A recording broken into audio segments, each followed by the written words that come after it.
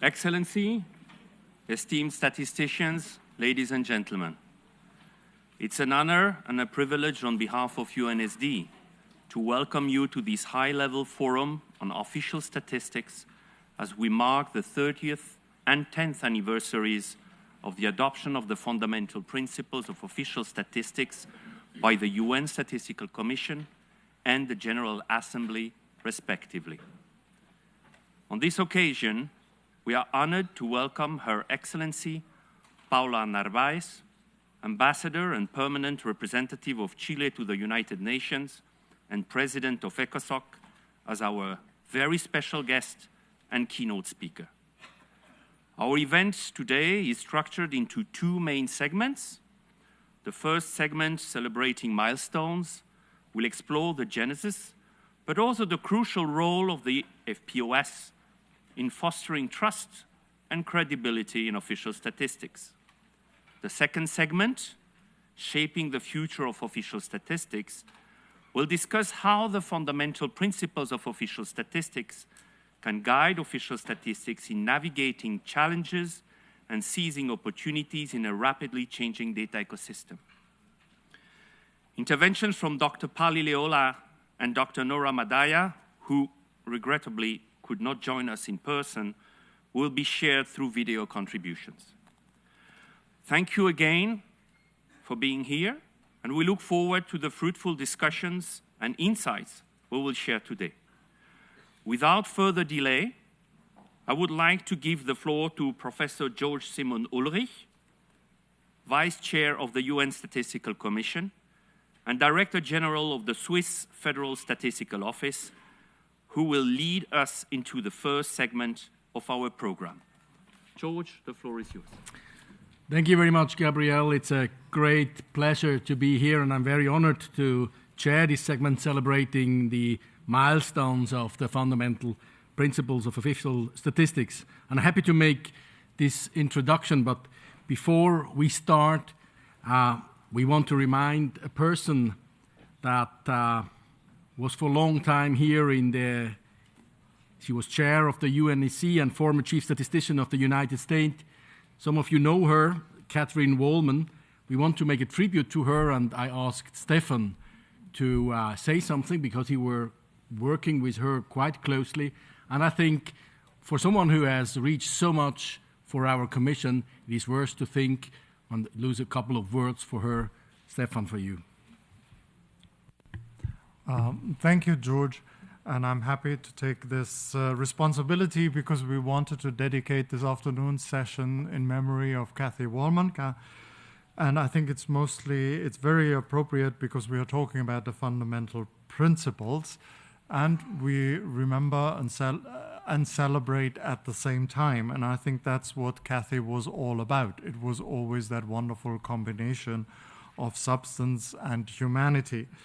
As many of you know, she passed away on the 17th of January this year. She was the US chief statistician from 1992 to 2017, 25 years. She was a member of this global community, and I should correct myself, she was a leader of this global community. I think she took her experiences from the national level, where she brought a very federated United States system together, to the global level to bring us all together. She was the chair of the Statistical Commission 2004 and 2005 and had leading roles in the OECD and in the Conference of European Statisticians. So she was also our chair for the Friends of the Chair process from 2011 to 2014 that was leading to the ECOSOC and GA adoption of the resolution on the fundamental principles. So I think this is why it's particularly appropriate that we commemorate her today. And even in 2019, after her retirement for our 50th session, where she already was struggling with significant health issues, she was here. And she reminded us here on this podium that the fundamental principles are for all countries, developing and developed, because we all face challenges. I got many emails, and the words that I heard was pioneering woman. incredible professional and social skills, kind, human, sharp intellect, and a sense of humor. My relationship with Kathy was also very personal. She was my first chair. I walked on this podium trying to organize the Statistical Commission, and I was sitting next to this statistical superwoman. And in this context, I found a quote that I wanted to repeat to you. In her own national commemoration, they wrote, "Catherine had a sharp mind, a deep commitment to statistics, and a welcoming manner which made working with her less intimidating than it should have been." And that was exactly my situation. I was scared to death, and she was so kind, and she became my personal mentor and friend. So I wanted to thank her personally, but I think I'm also sure on behalf of the global community for everything she has done for us. Catherine, you will be remembered and missed. And let me close this short intervention with words from Pali, who, as usual, has the best words to describe any situation on the planet. He wrote an article that was entitled, "Go Well, Wallman, a Heart and Mind that Calmed Any Storm." Thank you very much.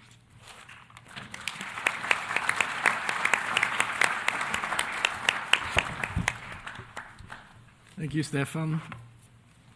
On the one hand, I want to have a look back on how the fundamental principle helped us to building up a robust worldwide statistical system. And on the other side, or the other hand, I want to bring in the potential link between the principles with the topic of artificial intelligence. Having a look back, as you might know, my country, Switzerland, chaired the UNEC Conference of European Statisticians when the initial version of the principle was endorsed. 2 years later, exactly 30 years ago, the UN Statistical Commission adopted these principles at the global level. 10 years ago, at their 20th birthday, the same 10 principles have been endorsed by ECOSOC and the General Assembly, proving that they have not lost their relevance. Indeed, while much has changed in the world of data and statistics over the last 3 decades, the fundamental principles remain as important as they have, or as they were at their inception.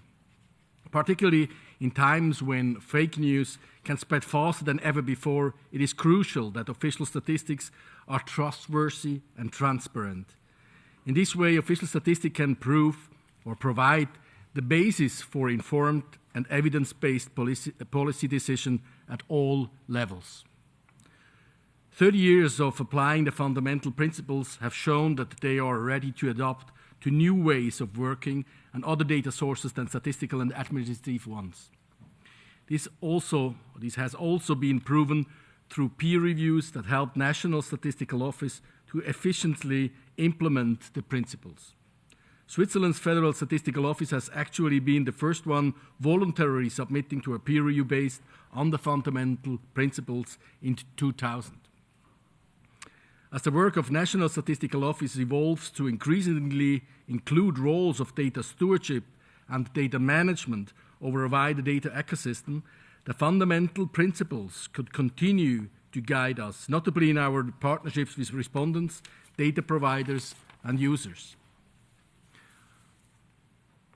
I'm convinced that as we stand at the precipice of an AI-driven area, the UN fundamental principles of official statistics can and should also serve as our guiding compass in tackling the opportunities and challenge linked to AI. These principles forget through decades of collective wisdom must underpin the design and deployment of AI systems.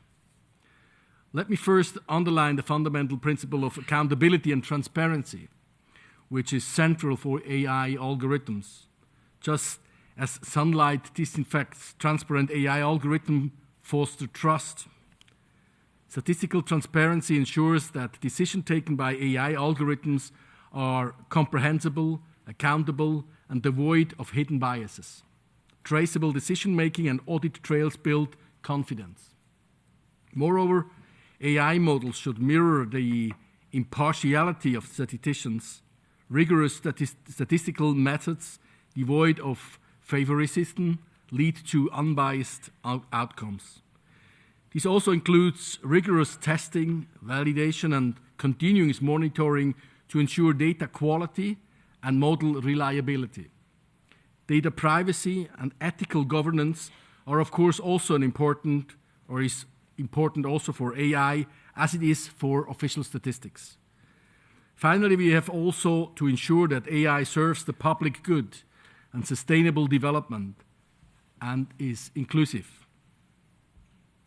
This convergence between the fundamental principles and what we need for good governance of AI systems show us that the fundamental principles are not only relevant for the field of official statistics, for which we have been developed 30 years ago. These principles can also help us to seize new opportunities in the field of data and statistics in a responsible way. I'm now looking forward to hearing more about the fundamental principle, historical and application from our three distinguished speakers. Starting to give the floor to Ambassador Paula Narvaez. She is currently the ambassador and permanent representative of Chile to the United Nations here in New York. And since July 2023, she has been the president of the Economic and Social Council, ECOSOC. Unfortunately, and we know that she has a full agenda, you have to leave quite after your input here, but it's fantastic that you're here. Thank you very much that you have the time to have an input speech here. Thank you very much, George. So, Professor George Simon Ulrich, Vice Chair of UN Statistical Commission, Mr. Gabriel Games, Mr. Moderator, Mr. Jean-Louis Boudin, Dr. Pali Lehola, dear Stefan Schweinfest, Director of the United Nations Statistics Division, esteemed delegates, honorable statisticians, ladies and gentlemen. It is a pleasure to commemorate not one, but two significant milestones. First, the 30th anniversary of the fundamental principles of official statistics, and second, the 10-year anniversary of the endorsement of these principles by the General Assembly. These are not merely dates on the calendar. They represent the journey and evolution of official statistics in our rapidly changing data-driven world. This journey began in 1991 with the Conference of European Statisticians before being acknowledged globally. The Economic and Social Council has been at the forefront of the evolution of these principles. The endorsement by ECOSOC in 2013, followed by the General Assembly adoption the following year, was not merely a formality. It was a strong affirmation of our shared values and goals to improve living standards, uphold human rights, and ensure data reliability and transparency. The introduction of these principles marked a transformative moment, embedding the values of openness, transparency, and professional independence into our statistical work. This initiative was about more than upholding standards. It was about laying a foundation to ensure that the data we produce promotes understanding and cooperation. Indeed, the principles have been crucial in maintaining the integrity and trust that form the bedrock of official statistics. In a world flooded with data from a multitude of sources, the rigorous adherence to these principles ensures the reliability and authenticity of official statistics. By committing to these principles, we pledge to harness the power of official statistics to improve societal well-being and ensure our progress is inclusive. In embracing the spirit of innovation, the fundamental principles encourage us to venture into new territories, utilizing satellite imagery, mobile data, and social media analytics, and as we adopt cutting-edge technologies such as artificial intelligence and blockchain, we do so responsibly, safeguarding data integrity while adapting to the changing times. The emphasis on professional ethics and international cooperation aligns perfectly with ECOSOC's objectives, enhancing the quality and accessibility of statistics worldwide. This alignment is crucial as it underscores the role of reliable statistics in making informed decisions and fostering global cooperation. Throughout the work of the Council, it has been clear: reliable and rigorous data and statistics will be fundamental to enable countries and stakeholders to not only measure progress, but ensure that data-driven policies are responding to current and emerging risks. As President of the Council, you have my full support as you dive into the dynamic discussions over the coming days and the Commission's participation in future meetings to place focus on enhancing the impact of data and statistics across the Sustainable Development Goals. Looking ahead, the initiatives proposed in the Secretary General's report to the 55th session of the Statistical Commission, such as establishing an independent advisory board and revitalizing the implementation guidelines, are crucial. They reflect our commitment to evolving official statistics, ensuring they remain relevant and responsive to the challenges of our dynamic world. To conclude, I wish to extend my deepest thanks to all statisticians and members of the statistical community for your invaluable contributions. As we celebrate these milestones, let us recommit ourselves to these principles, ensuring that official statistics remain a pillar of informed decision-making and governance in our interconnected world, leaving no one behind. Thank you.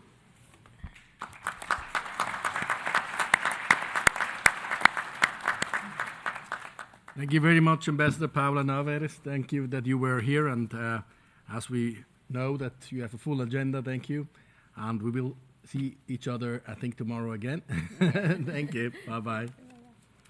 Our next speaker is Mr. Jean-Louis Baudin, and he is an independent consultant who retired from the French National Statistical Office. In 1990 and 1991, he was the committee vice chair that drafted the European version of the fundamental principles adopted in June 1991 by the Conference of European Statisticians. I'm looking forward to hearing from him about the genesis of the fundamental principles that he has experienced and shaped firsthand. Thank you, Mr. Chairman. Dear colleagues, it's for me an honor and a great pleasure to be in this room today, since, as you remind, Mr. Chair, I was one of the main drafters of the FPOS 33 years ago. The endorsement of the FPOS on April 14, 1994, by the special session of the UN Statistical Commission was in fact the culmination of a long journey that started in 1989. As you know, 1989 was marked by many events in Central and Eastern Europe, among others the victory of the Solidarność in the first free legislative elections in Poland, and of course the fall of the Berlin Wall in November. These countries decided to start a transition to a democratic system and a market economy. It was a huge challenge also for statistical offices of these countries. The market-oriented system obliged a far greater number of people having economic and social responsibilities in society to take decisions. And such decisions implied a new paradigm for the statistical systems. Moreover, it was vital for statisticians to gain the confidence of the public in the information they were to produce. It was not so easy to face this challenge. The transition countries were looking for new references, new landmarks, to serve as a framework in which to fulfill their duties. such references were maybe not so different from a strictly technical point of view, but totally different, where the concept itself of the role of statistics in the society was concerned. They recognized that economic and social statistics should be both legitimate and credible. That is to say, they should satisfy the criteria of impartiality, reliability, relevance, transparency, and equal access for all users. Before the events of the year 1989, there were some attempts to formalize ethical rules for statisticians. For instance, the ethical guidelines for statistical practice adopted in 1979 by the American Statistical Association, or the ISI Declaration on Professional Ethics adopted during the centenary session of the ISI in 1985. But these two codes are very general and apply also to the statistical community at large. I mean academic, researchers, statisticians working in industry, etc. They don't take into account three specific characteristics of official statistics. First, official statisticians do not work for a specific consumer or small group of users. They receive public funds to be at the service of the society at large and to contribute in their domain to the citizens' rights to information. Second, the individual's right to privacy very often conflicts with the society's right to information. And third, the bodies responsible for official statistics have a dual authority, a scientific authority and an administrative authority. The ISA guidelines and the ISI declaration were not sufficient to address the concerns of countries in transition. And the reaction of the European statistical community to these concerns was very rapid. At the beginning of the year 1990, during a consultation of the Conference of European Statisticians, CES, organized by its president, Carlo Malaguerra, the head of the Polish delegation, Joseph Lewensky, proposed to prepare a statistical convention in June 1990, during the 38th session of the CES. It was decided to create a working group which had to prepare a document in the form of resolution insisting on fundamental principles more than on technical issues. The working group met 3 times, in Paris in September, in Warsaw in January 1991, and in Budapest in March 1991, and the resolution was finalized in Paris a few weeks after. And it was adopted by the 39th session of the CES in June 1991. And while endorsing this document, the CES decided to ask to its bureau to present it for adoption by one of its parent bodies, the UN Economic Commission for Europe. The 47th session of the UNECE warmly welcomed it and endorsed the FPOS in its decision C-47.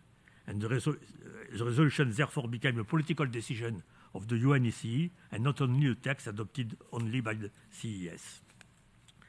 You may find more details on this adventure in 2 chapters of the publication 50 Years of the CES, published by the UNECE in 2003. This publication is available online.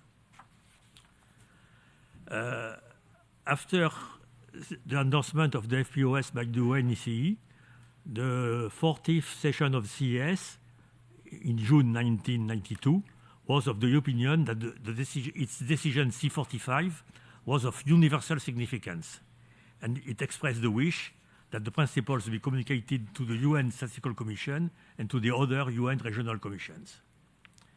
At this point, we must pay a vibrant tribute to William Beheer, who was at that time director of the Central Bureau of Statistics in the Netherlands and chairman of the UN Statistical Commission. He became the spokesperson for the idea that the FPOS had a universal value, although they were written in a very specific context of the transition of Central and Eastern Europe countries. The 4 other UN regional commissions were contacted to circulate the FPOS to all countries of the regions and to obtain their opinions concerning its relevance at the regional and global levels. 61 countries replied. All of them but 2 agreed with the 10 principles, which means that with the 45 member countries of the UNECE, more than 100 UN member countries were in favor of these principles. And in this condition, it was decided in September 1993 to submit to the FPOS to the special session of the UN Statistical Commission. It was done in 1994, 30 years ago. There were no change in the 10 principles, just some amendments to the preamble in order to delete any reference to the European context. I would like to make some comments about the most innovative principles. The first principle clearly insists on the necessity to serve all categories of users on an impartial basis, and on the fact that official statistics should meet the test of practical utility. This means that official statisticians do not have by themselves the authority to collect a given element of information simply because they have chosen to do so, or because they consider that producing such data would be useful to society. It is up to society itself and to its different groups to decide which data it actually needs. And in many countries, national statistical councils may be very helpful in making such decisions.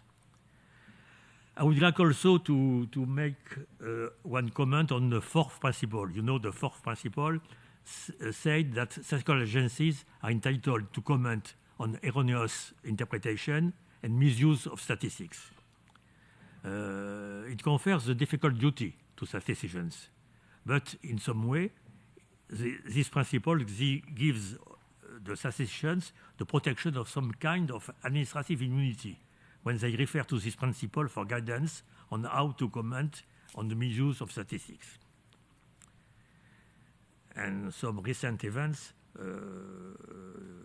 show that this principle may be very useful. One question. Are the FPOS adopted in 1994 still relevant today? In my opinion, it's obvious. By very definition, principles are intangible. After all, if you allow me such a comparison, the Decalogue given by God to Moses on the Mount Sinai 3,500 years ago has become an intangible basis for more than 55% of the humanity. But since then, millions and millions of pages have been written around the world to popularize, explain, and interpret this text. That is exactly what we need to do with our FPOS. Eventually, even if the question has been raised 2 or 3 times within our community, the Statistical Commission acknowledged in 2011 that the FPOS were still as relevant today as they had been in the past, and that no revision of the 10 principles themselves was necessary. Then, Mr. Chair, you remind the story of the endorsement of the FPOS first by the ECOSOC and 10 years ago by the General Assembly of the UN. Now we have with us a text which addresses not only statisticians but also the politicians, governments, and the society at large. FPOS provide a point of reference for stakeholders in statistical ecosystems, both producers and users. We must have confidence in the data the data offered to them. Many countries have introduced a reference to this principle in their legislation. They made it possible to provide a basis for comments and discussion, and therefore to better fight against behaviors or actions contrary to the ethics of our profession. However, they do not provide practical tools. The principles do not provide practical tools to respond to the violation to their violations. For instance, I refer to the first principle telling that the necessity to serve all categories of users on an impartial basis. Okay, but how to do? It is the reason why it was necessary to complete the principles by codes of good practice. The codes of good practice have been prepared to provide such tools and enable responses in such cases, particularly on the legal level. They propose a guide to official statistics institutions to produce quality statistics and increase transparency in statistical systems. Very often, such codes have been prepared to solve some major problems encountered in statistical practice, as it was the case in 2005, for instance, with the European Statistics Code of Practice that was prepared following the problems of monetary and financial statistics in Greece. I would like also to mention the OECD, whose council adopted the recommendation on good practices in 2015. There are also such codes at the national level.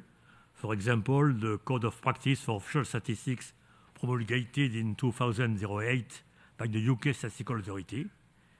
If, as I said before, the principles are and must remain intangible, the codes can, on the contrary, evolve. And for instance, the European Code, the British codes, have been subject of revisions since their adoption. And to conclude, allow me by saying that having participated in the drafting of the FPOS alongside Joseph Wolensky was for me one of the most exciting episodes of my professional career. And of course, it was a real human adventure. Thank you very much.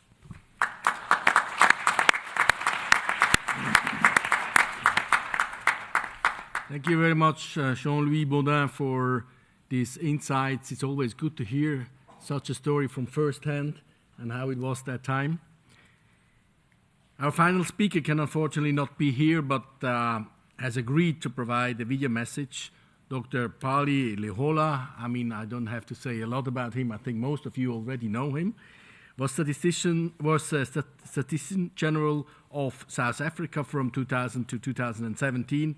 He has also held numerous international functions, such as chair of the United Nations Statistical Commission and founding chair of the Statistics Commission of Africa. And he tells us about how the fundamental principles have helped shaping evidence-based decision-making in Africa. Chair of the proceedings and the chair of the Statistics Commission. We are here to celebrate a milestone. Milestones made under the United Nations Fundamental Principles for Official Statistics. How I wished I would be in New York with you, but it is impossible to be there now. I've been asked to discuss this part of milestones and make contributions around this, both globally and in Africa. The world has been marked by tumult throughout history, out of various driving forces, be they pestilence, disease, and or war. Today, the world has entered the volatile, uncertain complexity and ambiguity of VUCA milieu. This time around is driven in the context of rapid advances in our ability to grasp the world in our devices of technology. Yet, inequality, poverty, and unemployment persist. The prospect for war that was successfully held in abeyance for 79 years now hover in our midst daily like the sword of Damocles. The turbulence in the Middle East, and specifically between members of the Commission, Israel and Palestine, has intensified, and our 77 history of our Commission, the United Nations Statistical Commission, is as old as the conflict between Israel and Palestine. The Russia-Ukraine war, also our members, has no end in sight. Climate change has entered the fray after we hardly survived COVID-19. This is a VUCA moment deja vu.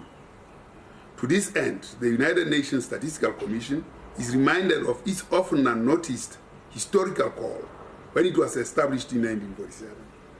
The marching orders were on the subject of peace after the horrendous experience of 2 world wars one in 1914 to 1918, and the other in 1939 to 1945.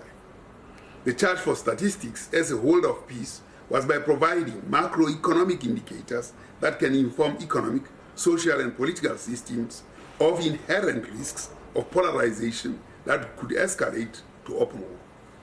The national account was one of the most and first important port of call for the Commission. Today we celebrate the durability of a conduit of trust, statistics, one which increasingly has found its place on the high table, as Cinderella rediscovered. We look back 77 years ago when the United Nations Statistical Commission was born as one of the three of the technical commissions established in 1947 at the end of World War II. It earned its stripes time immemorial. As we think and put our memories in remembrance of the late Kathy Wallman, we are enabled to reconnect with her as a bearer of this conduit of trust. We are reminded of the burdens of responsibility we carried in representing the anxieties and aspirations of our own sovereigns that dissolved into a superior outcome, this the United Nations Statistical Commission, and represented its programs of action that got adopted sitting after sitting, except twice in its 54 sittings, when the report was subjected to a vote. This commission remains entombed in Kathy Wallman's unique skills, silky gray hair, and voice of authority. Whilst when he concluded the proceedings of the UNSC in the snow of New York, a friend from Suriname, Iwan Snow, would proudly pun his name Snow and would say, everyone will confirm they saw snow in New York. As for Kathy, we shall never see her again, but she remains vivid in our memories as we take on this new journey. We shall ask, what would Kathy have said on this issue? That way we shall have seen Kathy. May we then observe a moment of silence to mark the celebration of Kathy's towering contribution to the world of official statistics.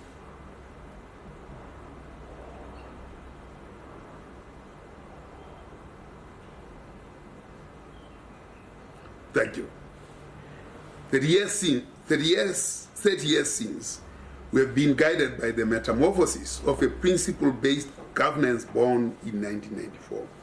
The United Nations Fundamental Principles of Official Statistics, UNFOPS, were adopted in 1994. As a creature of science, this baby has adopted chemistry-based half-life principles. At age 20 in 2014, the UNFOPS self-liquidated catalytically by taking a higher order role of universalizing itself as a law of nations. In 2014, the United Nations Fundamental Principles of Official Statistics became universal laws as it got adopted by the General Assembly. 10 years later, which is half of 20, the UNFOPS are further self-liquidating catalytically by proposing through the UNSC the establishment of a board that will spearhead the guardianship and advancement of the principles and practices of UNFOPS, not only as a conduit of trust, but as one of peace. In between these principles were a bigger mirror. Nothing becomes as big as the image of Ivan Felek, the renowned chief statistician emeritus of Canada, who had to look into the mirror he principally participated in its creation. In the bad practice and violation of the UNFOPS in Canada in its census of 2011, Felegi could not hold back and he jumped into the fray. He had this to say: in a communist regime, evidence doesn't count and only ideology matters. I am fiercely devoted to evidence-based decision-making, and how much that comes from my core nature of growing up in a regime where evidence was the least consideration, I cannot clearly say. It's not to say that I don't believe there is no room for political considerations in a democracy. There always is, but only after all evidence has been considered. One might say, the evidence says this, but my value system says something else. So I'm going with that. That is fine, but disregarding evidence altogether is very offensive to me. A government that decrees a voluntary census will not know which numbers are good and which are bad. So one must be very cautious about considering any such census information as true evidence. Close quote. If by politics we adopt the definition of the late Prime Minister of Lesotho, Mzumukhehle, who said, politics is an agreement of society on how it governs itself, then the underlying infrastructure of the integrity of those agreements has to be its mirror. This definition of politics has generated a binding global agreement called the Sustainable Development Goals, the SDGs Agenda 2030. In Africa, this definition has generated Agenda 2063, the Africa we want, as well as the African Charter on Statistics. The Pan-African system created a momentum through its chairpersonship of South Africa, named the African Symposium for Statistical Development, ASSD, which was accompanied by a vibrant Young African Statisticians program. The two agendas of Agenda 2063 and SDGs are marching on social, economic, and political governance towards an objective. That makes the agreement of how society agrees to govern itself a value-laden endeavor. This departs from a definition which Socrates' skepticism led him to talk about the death of democracy, which we begin to see today. In his thesis of democracy as the liberty to govern or misgovern oneself, he argues that without an enlightened society, the death of democracy, in the name of democracy, is but nigh. To this end, the two agendas centrally locate the governance of people and planet towards prosperity that leaves no one behind. In their somewhat independent temporal genesis, but in their philosophical and thematic interconnectedness, these two programs have endeavored and committed to have a twin that mimics both their agendas. It is in this mirror that the protagonists of the agenda can continuously look for reflection, for sanity and further guidance, and to check whether they remain true to the agreement of how they govern themselves. It is in this context that confirms that a moment in time and hereinafter continuous capture of the ontological epicenter of seismic evolutions of epistemologies of our this cosmic complex has been a choice that needed to be made. At that, the right choice was made. Our theoretical and practical modes of reason have consistently confirmed that the ontologies of our epic governance infrastructure for this complex cosmology derives its epistemological evolution and evidential integrity in the size of measurement, statistics. Statistics is a conduit of trust. To reveal its empowering message and the profound enablement of executing its mission demands that those entrusted with this precious gift to people and planet to appreciate that whilst it is etched and born of science, its purpose is to service politics. Politics as an agreement of society on how it governs itself. This is indeed the best of times for the subject of official statistics, and it was born out of two world wars. The UN has once again obliged to bring peace to the world. For this mission, it has deployed statistics as a conduit of trust and an invaluable infrastructure for creating multilateralism and the essential ingredients of the SDGs. UNFOPs are higher order tools of stewardship that are active for weaving a world order that is envisaged in the SDGs. The quest for stewardships of statistics is a classical Malvolio character who crystallizes leadership and its roles. In the 12th Night, or what you will, Shakespeare saw through this Malvolio character could have not articulated the challenges of leadership better by saying, some are born great, some achieve greatness, and some have greatness thrust upon them. The question is which of the three characterized the statistician and why? To answer this question, we look at Henry Wadsworth Longfellow, who advises statisticians on what stewardship means. In his crystallization of the cost-benefit economics of value creation and realization, Longfellow says, the heights by great men reached and kept were not attained by sight in flight, but they, while their companions slept, were toiling upward in the night. This value creation accords well with the notion of stewardship through achieving greatness. The chief statistician who is not alert might argue about the burden of measurement of MDGs and SDGs and be unhappy about being burdened with what they may perceive as malvolous notion of greatness thrust upon them. UN FOPs and the SDGs represent the convergence of greatness achieved, which is what places a national statistician in the position of data stewardship, regardless of their position in life. This is reflected quite dramatically by no less than Ivan Feleghi, Chief Statistician Emeritus of Canada, who rises and shines from its retirement to direct Canada in the right direction by reminding them that, in fact, Canada needed the UNFOPs the most. And I quote him, "Some 20 years ago, I was attending the Conference of European Statisticians. The Soviet bloc had recently collapsed, and we were all seized by the urgent need to help the so-called transition countries to adapt to the standards and values of developed democratic countries. Someone had the brainwave of committing to paper the codification of long-held basic values that we all shared. I remember my reactions at the time. First of all, Canada certainly does not need them. More generally, I thought that whatever the country, it is too bad if one has to spell out black or white these basic truths.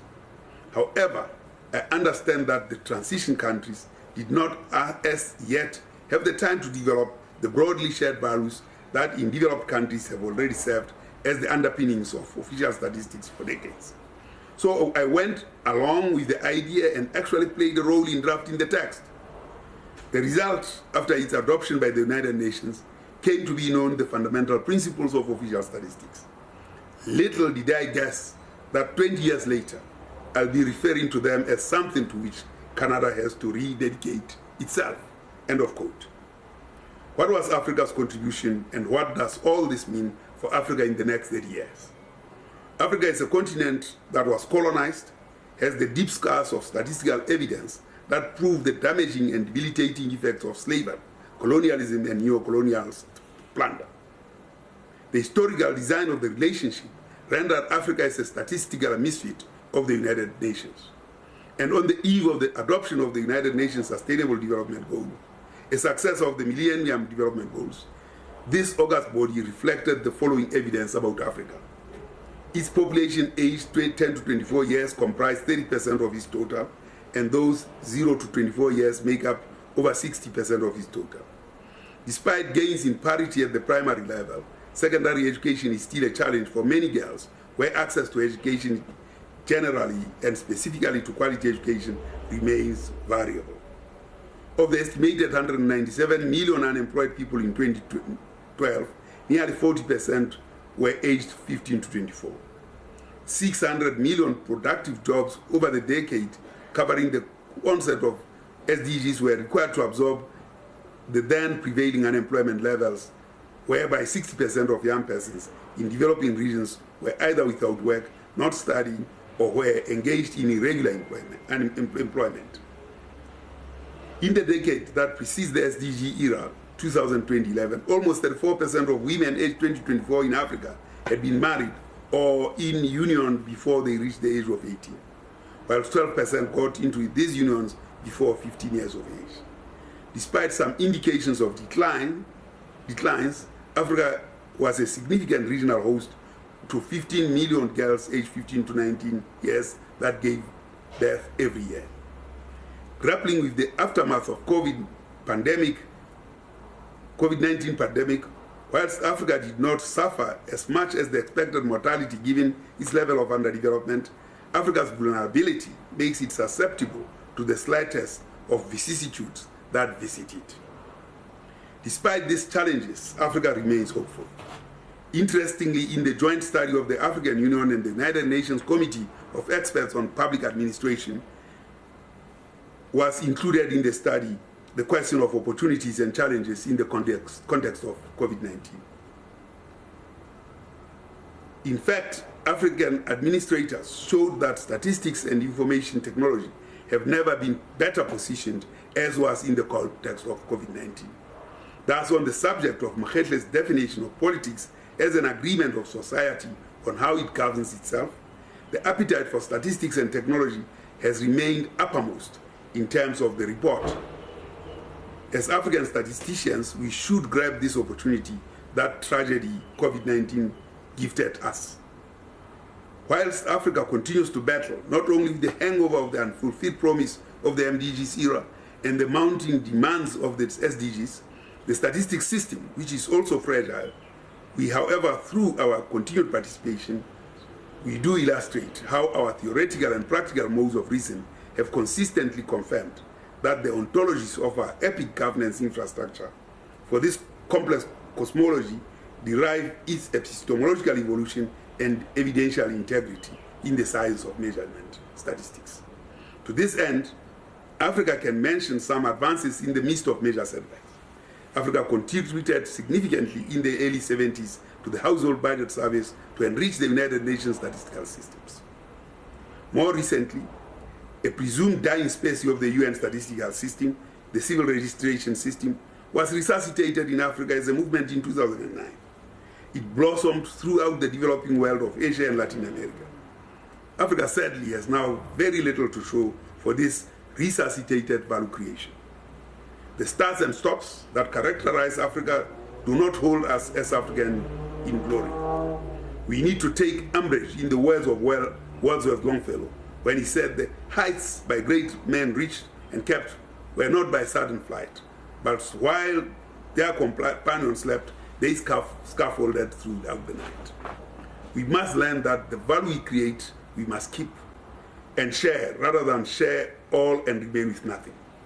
That type of generosity does not resemble the heights reached and kept by great men. What we commit to in Africa has been illustrated by Benin, which took the charge on measuring governance, with results that have shown great progress, thus breathing life to Mokgetle's definition of politics, that which we agree to do as society. The prior group based in Cape Verde on governance statistics have demonstrated that the African Charter on Statistics holds meaning where countries can take on challenges to represent the continent.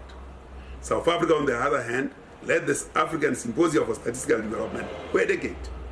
Under this agenda, South Africa hosted the 57th session of the ISI, which landed on the continent for the first time in its more than century-old history. The program yielded as a legacy the Young African Statisticians Program, who should now acquaint and act on the Africa Peer Review report on the United Nations Committee of Experts on Public Administration's principles. This should give meaning to these young minds that face doom if nothing is done. The report puts high the role of e-government and the national statistics system. This is not by mistake, as these well-positioned instruments of governance stewardship are well poised to address policy deficits that manifest themselves in poor registration of vital events, bribery-infested governance, conflicts of interest, the reemergence of pestilence and wars that are reflected in that report. Whilst Africa's fortunes are sparsely distributed, few and far apart, it is also true that the spurts of energy are just as frequent and emerge with more force than ones that came before earlier. The book by Ben Kirgera on the emerging data revolution in Africa, strengthening the statistics, policy and decision-making chain, marks the spurts that come with stronger ontological epicenters of seismic evolutions of epistemologies of this cosmic complex. As a professor of practice at the University of Johannesburg, my charge is to strengthen our ontological epicenters by researching both the epistemological course that we followed and course that prompted us to action. It is not acceptable that Africa in the 2010 round of censuses reached heights, but heights that it lost in the 2020 round of censuses. Then up to 49 countries undertook their census from a low of 38 in the preceding decade. Where did this statistical leadership lose the plot that now we are likely to fall below the 2000 round as Africa? By convening fellow Africans to this well of research at the University of Johannesburg, it is now possible for Africa to reach heights, keep them, and share them for the benefit of the United Nations Statistical Commission. That's our mission as those privileged with responsibility of inquiry into the ontological epicenter of seismic evolutions of epistemologies of this cosmic complex will be achieved, and the official statistics complex can truly claim to be a data steward. For these few words, may I thank you very much for inviting me, although being online, to share my views on the future of the United Nations fundamental principles of official statistics. Merci beaucoup. Shukran gezilan. Spasiba. Kiadego.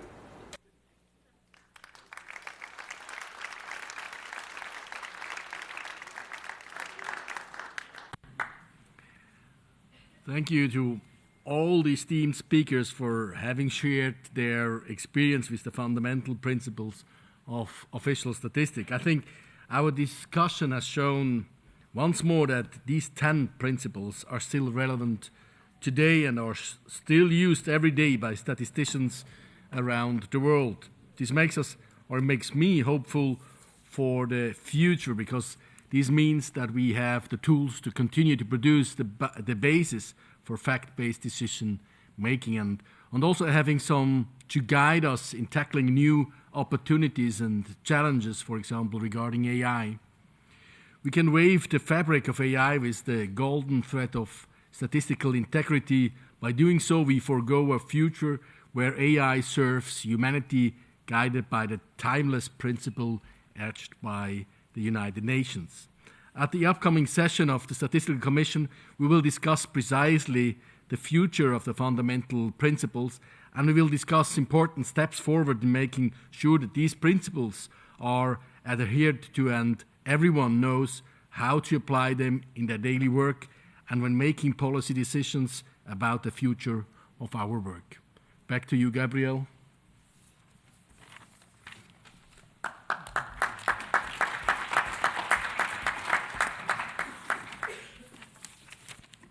Thank you very much, George. We have now a 5-minute break, and then we will resume with the second segment of this high-level forum. Thank you very much. See you in 5 minutes.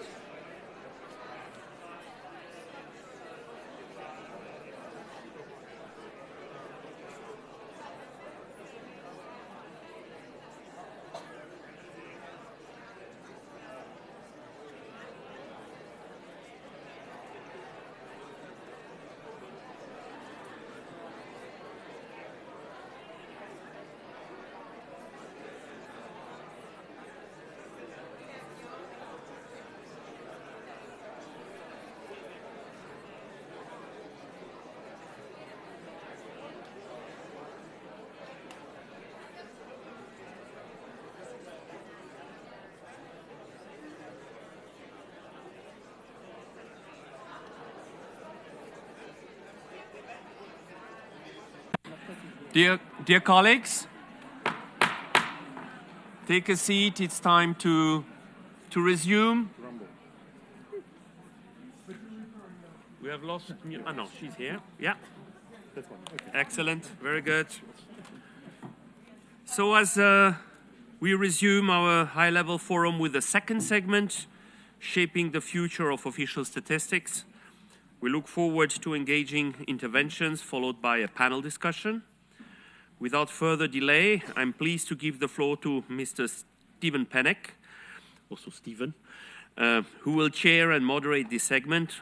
Steve is from the UK. He's the immediate past president of the ISI, the International Statistical Institute. He has had a distinguished career, notably as Director General of the Office for National Statistics, until his retirement 10 years ago. Yes. Thank you very much. The floor is yours, Stephen. Well, thank you very much for that, Gabriel, and thank you very much for inviting me to chair this session. I hope the first half of this forum gave everyone a good idea of where the fundamental principles came from and how they've been used over the last 30 years to help official statistics remain relevant and meet user needs. I was pleased in that first half to hear the tributes to Cathy Warman, who I fondly recall and was a great help and inspiration to me when I first started attending these meetings many, many years ago.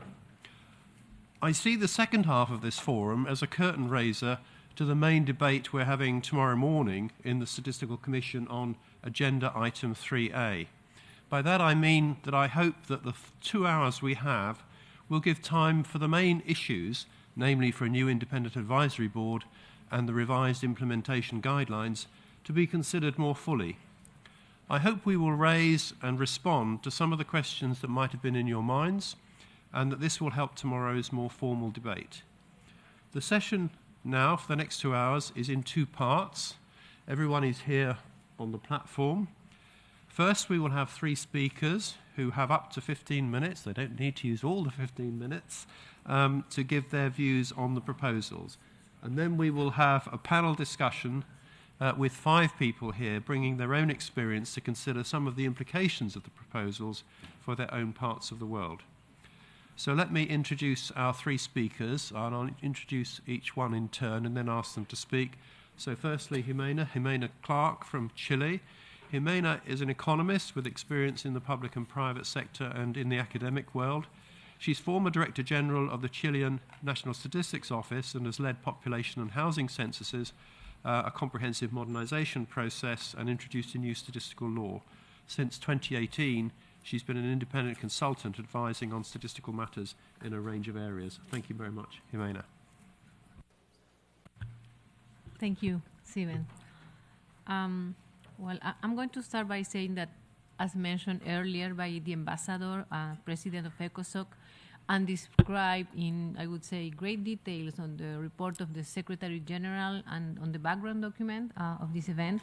Last year, the Statistical Commission welcomed the initiative to revise and modernize the implementation guidelines for the fundamental principles of official statistics in response to a very dynamic and challenging statistical environment, and taking into consideration different profile of audiences also. On one hand, there is the producers of official statistics, and on the other relevant stakeholders, such as policymakers or others. And the Commission also endorsed the principle to establish an independent advisory board on the fundamental principles of official statistics, with the aim to address the non-compliance or non-implementation of the principles, and certainly to provide guidance and assistance for countries that needed it. So I'm going to refer first to the key aspect of the implementation guidelines, the proposed annotated outline that you have in the material, and then I will highlight some key element of the terms of reference proposed for the board. And I would like to start by also recognizing the merit and valuing the fact that many of the contents that I will present arose from a wide range of consultations, seminars, workshops at national and international level, many in collaboration with regional commissions, also with professional associations, and with all types of participants of different expertise. So starting with the guidelines, and first set oriented to official statistic producer, one key message that I would like to present is the relevance of having the fundamental principles across the entire statistical organization. In the context of a growing demand for official statistics and a very dynamic data ecosystem with new sources of information, very attractive, many of them, although with heterogeneous quality, I have to say, but also with new tools, new methodologies, with all posing new challenges, in particular for developing countries, it is more important than ever that official statistics remain, as it is said, as the backbone of information system for government and the public, with the characteristic that we all know, such as timeliness, punctuality, accuracy, high quality, granularity, among others. So for that, it is not enough that the general director of an NSO, for instance, or an NSS member, or the board of directors, depending on the governance that the statistical institution have, it is not enough that they are aware of the fundamental principles, but what we want is that all areas align with the fundamental principles, be they the strategic and or corporate management areas, or the areas directly involved with the statistical production process. The rationale for that is that when updating the implementation guideline, the idea is to make sure that the fundamental principles are visible at all levels of the statistical organization. And so the guidelines provide them with tools that allow each person in their scope of actions to do their best to ensure that these principles are complied with. And likewise, to provide them with tools to early detect possible risk of breaches of the fundamental principles. Regarding that, I always tend to think of this story of the bricklayer and the response when asking what is it that they are doing. And the answers range from just saying I'm a bricklayer or building a wall versus building a cathedral. And so what we want here somehow is that we all feel, with the proposed guidelines, we all feel that everyone in the statistical entity feel and assume the responsibility of building this cathedral, basically. Now, in order to address this objective, when looking at the strategic and corporate management side, we can base the analysis by following the GAMSO model, the generic activity model for a statistical organization. And when referring to the more statistical production process, we can do the same following the GSBPM model. These two international endorsed frameworks, GAMSO and GSBPM, allow us to cover all the activities that occur within a statistical organization, a typical one, using a standard terminology and a common structure. So by using those frameworks, we're able to identify all relevant activities of producers of official statistics and to link the principles with them, thus making the principle, as I said before, visible at all levels of the statistical organization. Now, also considering the quality dimension, considering that it is at the core of the characteristic of official statistics, the UN National Quality Assurance Framework, the UN NCAF, is also considered in the guidelines for producers. Now, this is basically the first part. The second is guidelines regarding the or oriented to the policymakers or other stakeholders. For that, the focus here is on the importance of supporting and advocating for the fundamental principles, which in turn result in official statistics that truly support informed decision-making on the public and also private domain. We tend to speak in general about the public, but the private is also important. And so that they are really perceived as fit for purpose from the user's perspective. So this implies to provide an understanding of the fundamental principles and tools for policymakers and other relevant actors so that jointly would foster a collaborative institutional environment, including regulatory framework, to accomplish this objective. And here we also have a particular context. Maybe I should have started by that. But here we sometimes face a context of decreasing trust in institutions in many countries. So in that context, the guidelines refer to how adhering to the fundamental principles contribute to maintain or regain, in some cases, trust in statistical institutions and in official statistics on the part of users of statistics, and what role policymakers and other stakeholders can play on that. So there is a wide range of areas covered for this advocacy in this second set of guidelines. I'm not going into the detail of each of them, but I would just like to mention 4 areas, which is, for instance, the first, promoting mutual respect and relationship, for instance, by fostering constructive dialogue, empowering the statistical authorities, ensuring fixed tenure, professional independence. On the second part, legal and regulatory framework for official statistics, including the interaction also with other legal and regulatory framework, governance, consultation mechanism also. On the third place, promoting data literacy, which is really, really important, and use of official statistics in decision making. Basically enhancing data literacy and promoting the effective use of statistics. And lastly, ensuring resources and managerial autonomy for official statistics, which is also something really important, relevant. And this 4 area implies also, among other things, empowering managerial autonomy for statistical authorities, adequate funding for official statistics, access to technology and innovation, adequacy of human resources, and so on.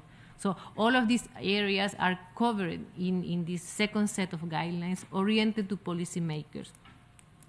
Now, third point, regarding now the independent advisory board, and basically regarding the terms of reference, I'm just going to highlight, again, some key elements, but I'm going to start by saying that same as with the guidelines, in developing the terms of reference, the DESA and UNSD engage in a wide range of statistical experts and managers discussion across multiple global forums, consultations, where at global and regional events, interactions with directors of statistics from UN regional commissions and other international organizations, and also with members of professional associations. So having said that, I want to stress 2 points regarding the terms of reference. The first one is the value added of the board for the fundamental principle. And the board is defined in the terms of reference as an impartial entity committed to promoting, enhancing, and safeguarding the implementation and compliance with the fundamental principles. So in that sense, one might think that it is totally complementary with what I just described, which is the fundamental principles implementation guidelines. And in fact, among its functions, one of it is to oversee the continuous update of the guideline. Now, the terms of reference describe a set of characteristics of the board, like, well, of course, including the key responsibilities, the composition, the consultation, and interaction with global and regional UN and non-UN organizations and professional associations, topics regarding confidentiality, accountability, and many others. No? But what I believe is one of the very interesting aspects is that while this board is being defined by the Statistical Commission, and that implies that it benefits from being part of the UN, at the same time, it is an independent advisory board. So it benefits of being independent. And of course, this independence goes hand in hand with other key elements for its performance, which are transparency and accountability. So it's not just a matter of being independent, but being really transparent and accountable. And let's remember that part of the terms of reference speaks about an annual report of the activities that the board has to do. And in fact, previous to that, the board has to develop a work program that will be fit precisely by the needs of countries and, of course, consider the dynamic context in which we are as new development of situations that may arise, that for sure they will arise in a situation. The other day we were speaking 5 years ago. No one would imagine that we would have a pandemic, and so most of the statistical institutions would face huge challenges in continuing developing their official statistics, but also in responding to new and urgent needs for more statistics. So there will be always something new, a dynamic context. And that means somehow that also there will be a learning process in which the board has to show capacity to adapt in an agile way, to be flexible, and always also taking into consideration national capabilities. The board also has among its function the fact that it can help to spread success stories and good practices of countries when implementing the fundamental principles, which in turn can serve or provide input for roadmap for other countries that want to learn and benefit from these experiences.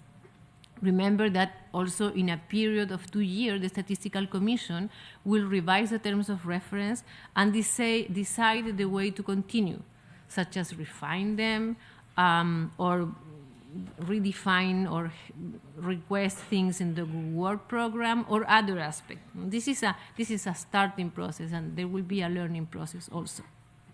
Now, what is important on all of this is the mandate of the board, which is to raise awareness among stakeholders. Yeah, and in that sense, the role is not just a monitoring one. It is to do an active advocacy for the fundamental principles, providing guidance on its implementation.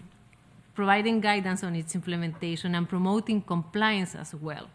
And another thing that is very important is that this provision of guidance is not just for NSOs or NSS member, but it could be to any governmental entity. In fact, the board should have the capacity to embark on high-level dialogue with national authorities if and when appropriate.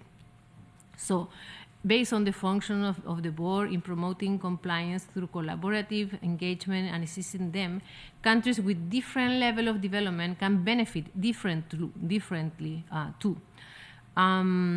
So the other thing, and I'm finishing here, is that it's also important to clarify that the board is aimed to provide guidance by using material that already exists, promoting, again, engagement and collaboration. The other point, which is something very fast, is the strategic and forward-looking role of the board. And again, considering the dynamism of the data ecosystem, including emerging challenges and opportunity, the role of the board is also presented as a highly strategic by being able to continuously engage and discuss on emerging statistical issues. Today, we talk about artificial intelligence. Yesterday was big data. Today it is big data. Tomorrow there will be new topics, and for sure that will require new update of the fundamental principles implementation guidelines. Thank you. Thank you very much. I should have said that I'm hoping at the end there will be enough time for questions and interventions from the floor. So I'm going to move through these initial contributions fairly briefly. So move on to you, Dominik Rockskurt, who is the President of Statistics Poland. Recently, he was involved in the EU task force on the revision of the European statistical law. He's a member of the OECD Committee on Statistics and Statistics Policy and has served as their Bureau Vice Chair, currently President of the IAOS. And in addition to his work on official statistics, he's an adjunct professor at the University of Stettin. So, Dominik, over to you. Thank you very much, Stephen. I'll try to be as brief as I can. I know that the time is limited. It will be useful to discuss these things at the end. And when I was wondering what I should say, I just thought of just sharing with you some of the reflections of the old statistician like me. I mean, I've just recently realized I'm almost 8 years on my position. I just feel very bad about it. but it brings me to a position that I think I have some reflections. I know whether they are useful for you or not, but I will share them anyway. I have 15 minutes for that. 14. But those are just those reflections in terms of the principles. And I would like to start with the first one. And of course, that the wording of the principle is very long, but how I read it is just informed society. If I would ask ChatGPT to just summarize this in 2 words, I haven't checked that, I just came up with that now, it will probably inform society. And this is our core business. We are there not to produce statistics, not to deal with the data, not to do what we are sometimes discussing. It's just the ultimate goal is to inform society. And that brings me to something that I hear very often, and I'm not comfortable hearing, like those discussions using the words data, statistics, information. I mean, there are questions like whether we are or we will be still statistical offices or data offices. I just don't feel comfortable with them. We're not in the business of data at all. We're not in the business of data. Data is just information storage. It's a tool for us. We are in the business of information. We are generating information. We are generating insight for our societies. We deliver information. This information is built on top of data. So yes, data is important, but it is not the core of whatever we do. It's not a goal for itself. Data access is not a goal for itself. We need to better cope with the information environment, and we use that data. But not the data is important for us. It's just the information. So we're not also moving around or inside data ecosystem. We're moving around or inside information environment. And this is our natural place that we live in. So it brings me to another point that calls for us for good questions that we should ask in order to think of what information should we deliver. And it's a clear art of posing the right questions. We shouldn't expect, as we do sometimes, users be able to do that without our help. We should be very much engaged with them in order to pose the right questions. And that's one of the things that I'm trying to pursue in my office. The second thing that we need is a more sophisticated analytics. And what comes to my mind are those kind of counterfactual microsimulation models that we need to use them more often and take advantage of what we produce in our offices. That there is this need of being balanced. We discussed this today in the morning, but it also brings the challenge of communication very often in order to kind of like pursue the objective of reaching as much people as possible. We're trying to simplify our communication by the extent of simplifying the things which are not simple. These are complex things, and we have to be very clear and transparent about the things that we're trying to describe. So we need this kind of like wider perspective and understanding of what it means to inform society. I think that the core value that we should share is the value called truth. We pursue the truth. And it's, of course, very hard to find the truth, but it exists somewhere. And it's not in the middle, as they say. It exists somewhere, and we somehow have to pursue this. In terms of the second principle, independence, I think it needs a lot of exploration in our community because we sometimes tend to understand it differently. I mean, independence, professional. I used to joke that my independence ends when my budget ends because I cannot do any more than what my budget allows. Professional, what does it mean? Does it mean that the chief statistician has to be a statistician or not? That's a good question. I know. I don't know what's the proper answer to that. Or independence doesn't mean if it's someone, whose chief statistician should be apolitical or be partisan, as they call it in the U.S. I know. I would propose to use also a new word in this context, the word autonomy. We should be autonomous in our decisions in terms of how we produce our information. That's how I understand this principle. And yet another thing in this regard, I think that we should have a position of constitutional bodies, as we call it in our system. So be like national banks of Poland, be really, truly well positioned in the overall governance of the country. In terms of the third principle, which is a correct interpretation, I think we're doing a lot. We're trying to be transparent. We're opening data sets. So there's not much to be done. Sometimes we have this tendency to think that we're discovering new things, whereas the old generations of statisticians have been dealing with the same problems and very often so much better than we can. So sometimes it's useful to take a look back and also check what was done before. In terms of the principle 4, misuse, that's a very important one. I would like to start with the fact that, that's very well commonly known, that politicians expect faster data. That's what we used to say. No, they don't. They don't care about our data. They coin their own agendas. They try to contextualize those agendas with the made-up stories. Those are less and less coherent with the reality, and as a result, we observe an increasing polarization. And in this regard, and if I understand misuse this way, we have a lot of things to do. And there are many threats to society. Lack of good and consistent mandatory information standards that we're responsible for is one of the threats. Lack of infrastructural systems, including our system, to fight misinformation, that's another one. Lack of effective and adequate penalization of pollution of information systems, that's a third one. Probably that's a dream, but I would dream still. I would pursue this dream. The cluttering of information environments is also yet another challenge. So there are many of them, but I think that needs exploration. In terms of the principle 5, which is using whatever sources we want, this is a clear prescription of how we should justify access to the new data sources. We're struggling with that. We have some successes. At the European Union level, we have just almost finished the process of changing 223 regulation, which will grant us access for free to those new data sources, which we should be very happy about it. And we should really justify it through these principles. I like to allude to the issue of accessing data as the same issue as sharing the profits with society through the taxation systems.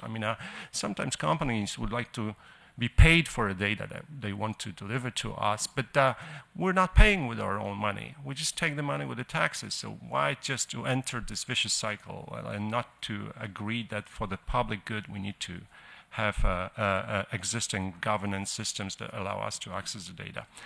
In terms of the principle 6, there's nothing much to say. Confidentiality, not the privacy, but confidentiality used to be our currency. And I would like to stick to that. We should do everything to protect it. There's a need for transparency and ethics, but confidentiality is something that we can use to argue for whatever we do. Principles 7 and 8, I would discuss them together. Like I call them "remember the milk." No matter what your dreams are and whatever we were discussing here, we have this tendency to go high, in the sky and a blue sky. But then remember the milk. Just go around, secure your regulatory frameworks, and take a closer look of what others are doing, because there's always some evil hiding somewhere and trying to negatively impact whatever happens. So again, I would like to stress this important success that we have at the EU level of 223 change. And I would like to allude again to this positioning of statistics as national banks. So, and there are two last principles, just to finish my intervention, and those are about the international cooperation, and I have two thoughts about it. Of course, we do a lot in terms of harmonizing our concepts and respective definitions through, standards, classifications, and so on and so forth. But still, sometimes I have a feeling that even though those are standardized and written with a standardized English, we do understand them differently. And there's a lot to pursue in terms of assuring that we understand things the same way. The data stewardship concept is a clear example of that. We're very often using it, but everybody thinks something different. And the other issue that I would like to mention, probably not the best place to do so in the UN, but I think is the issue of subsidiarity. That it is very important to remind international organizations that they are there to help countries to develop their own capacity, not to take not to enter into their their shoes. I mean, because this is very often what I see on the presentations, like the international organization did something in the country, but I never see the country doing that. That's extremely important. We need to remember that. Of course, I know international organizations want to justify its existence, but they can do so much better. Anyway, so to conclude, I think that there are two crucial questions for the NSIs in the future. So what is the impact of information environment that we operate in, information environment of society and economy? What is the impact of it on official statistics? And the other way around, what can official statistics do to positively impact this information environment to benefit society? I think these are the two crucial questions for the future. Thank you. Thank you, Dominic. Thanks for posing those questions. And I think we'll just move on to conclude this final round of initial interventions by introducing on the far left there, Misha Belkindas, who's the founder, managing director of ODW Consulting and also the chair of Open Data Watch. He's worked for 20 years at the World Bank. He's elected as immediate past president of the IOS and helped set up the Krakow Group and the Friends of Official Statistics. Misha. Mm-hmm. Thank you very much. Thank you, Stephen. So I am, let me just take a little bit a different view from the other two speakers, and we'll put a different angle. So very first thing, I would like to say a few words about factors who make implementation of fundamental principles problematic, but they are then mean that the FPOS are even more important. And number one is the current situation in the last decade or so. The data revolution has modified the statistical systems in the countries. New actors have joined the space which belonged to NSOs when the fundamental principles were drafted. Data for SDGs put new requirements to the national statistical systems. And then comes in digitalization, artificial intelligence, and so on and so forth. And so these developments have to be somehow carefully managed. And, you know, we hear a lot of data stewardship, we hear a lot about other things, but the question is that, you know, the fundamental principles have to be observed. The second point I wanted to mention is that we have more and more, we see more and more questionable usage of data by the governments used for policy making. In some cases, they use just wrong or not vetted data. In some cases, they just don't use data at all. And then NSOs have the duty, and in Principle 4, they said the statistical agencies are entitled to comment on erroneous interpretation and misuse of statistics. The second point I want to make is that in democratic societies, the country leaderships change, thankfully, due to elections. In recent years, we see more and more new elected governments which try to deal with statistics that it would be there to serve not the society, but interests of the new elected politicians. I don't want to talk now about, there's no time to talk about cases which ISI and IOS has dealt in the last years, but we see more and more those situations. And it's very important for NSOs, with support of NGOs in the countries and international community, to deal with such situations in a professional manner. And one of the cases, one of the important principles here I see is the principle of data openness, that people would better understand where the data is coming from and how the data should be used. And the last situation I want to bring up is the geopolitical situation. Unfortunately, the world is not becoming, in recent years, a more peaceful place and for people to live. And the statistical systems during disturbances and wars are, of course, in stress. And the effective statisticians have the duty to present the economic and social conditions as truthful as they can. And the international community should be here to help them. Let me now go to another point which I want to make, is the capacity building. You know, statistical capacity building is an important task for NSOs, the international community and private sector. For years, the capacity building problems were geared toward technical issues. The important issues are, which are forgotten or even not thought about, are the statistical policy and relationship with data users. The main user, of course, is the government. And the government has to be educated to use and rightly interpret data for policy. It is important that data as public good are being used and not misused by those who are paying for the data from the budget holders. Now let me come to the UN Secretary General report on fundamental principles. And what I see, and I just can link it with just what I said about the capacity building, is that the report states that there is an urgent need to revitalize an existing FPO's implementation guidelines. Further to that, it was proposed to plan for the creation of not just one, but two sets of guidelines. The first set is to be developed, will serve as a comprehensive tool for strategic planning and daily operations in in official statistics.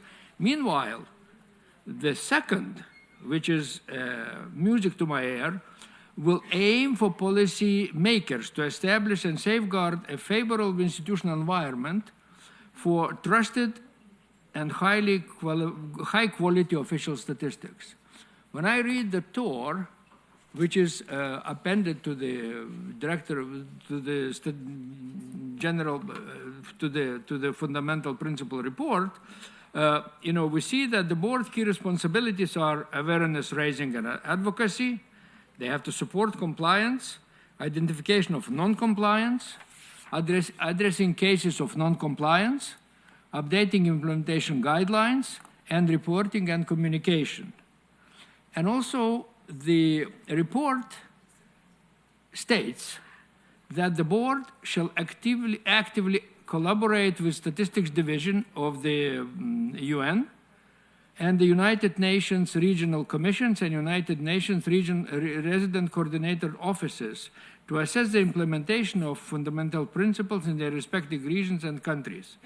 Furthermore, the board encourages to engage in consultations and interactions with other global and regional UN and non-UN organizations active in the realm of the data and statistics, such as World Bank, IMF, and as well with professional associations, such as ISI and IAOS. And this engagement shall foster global cooperation and alignment with international best practices where applicable in compliance with the principles of subsidiarity. And that brings me to the last point. We are creating United Nations, creating a new body, which will be operating in a kind of somehow of crowded place. Because at the moment, the ISI, IAOS, and other organizations are working on those issues, exactly on looking how the fundamental principles are being implemented. If we'll take just a few small bodies. One of this is ISI, Advisory Board on Ethics, which deals with professional ethics, interference into work of statistics, as well as ethical issues related to statistical production. Recently, the Advisory Board of Ethics updated the ISI Declaration of Professional Ethics, and there is a lot of room to work on the issues of relationship between the the Declaration of Professional Ethics, which covers the whole statistical production, and the fundamental principles of official statistics. IOS has created 2 years ago the Krakow Working Group, which deals with use and misuse, and mainly misuse of statistics and trust of data in the current multi-statistical environment. And this is also an important partner for the United Nations. And then, the last but not least, there is a network in making, which is called the Network of Friends of Official Statistics, which admits only retired people, former chief statisticians and senior statisticians of countries and international organizations. And when I look at the proposed terms of reference for this network, the network is, they should work on advocacy for official statistics, awareness raising, enhancing trust in official statistics, advocacy for resources in official statistics, support legislative measures that facilitates access to various data sources, including privately held data, advice to producers and users of statistics upon request. Network members act as a resource pool of official statistics experts, informing and consulting with policymakers, journalists, and university students and the general public about the value of official statistics. Network members may support ISI, Statistical Capacity Building Committee, programs by sharing knowledge with statisticians in mostly developing countries. Moral support and confidential personal advice upon request to chief statisticians who face challenging circumstances. Reflecting on data production and data use to both and good and bad practices.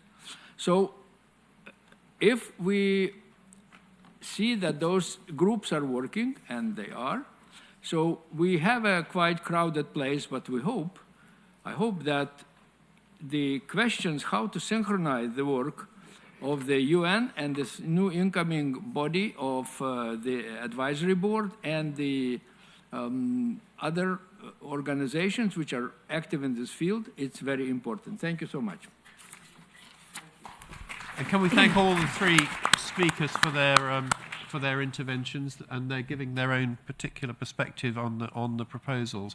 We'll now move to the panel discussion, and I think I want to introduce all the panelists as a group, as it were, to avoid interrupting as we kind of get into the discussion in a minute. Firstly, to introduce on my immediate left, Hallgrímur Snorrason, who is Chief Statistician in Iceland for 23 years, a former president of IOS and a former vice president of the ISI. Since 2007, he's worked as an independent expert in official statistics in many countries and was recently working with the UN on the issues around the fundamental principles.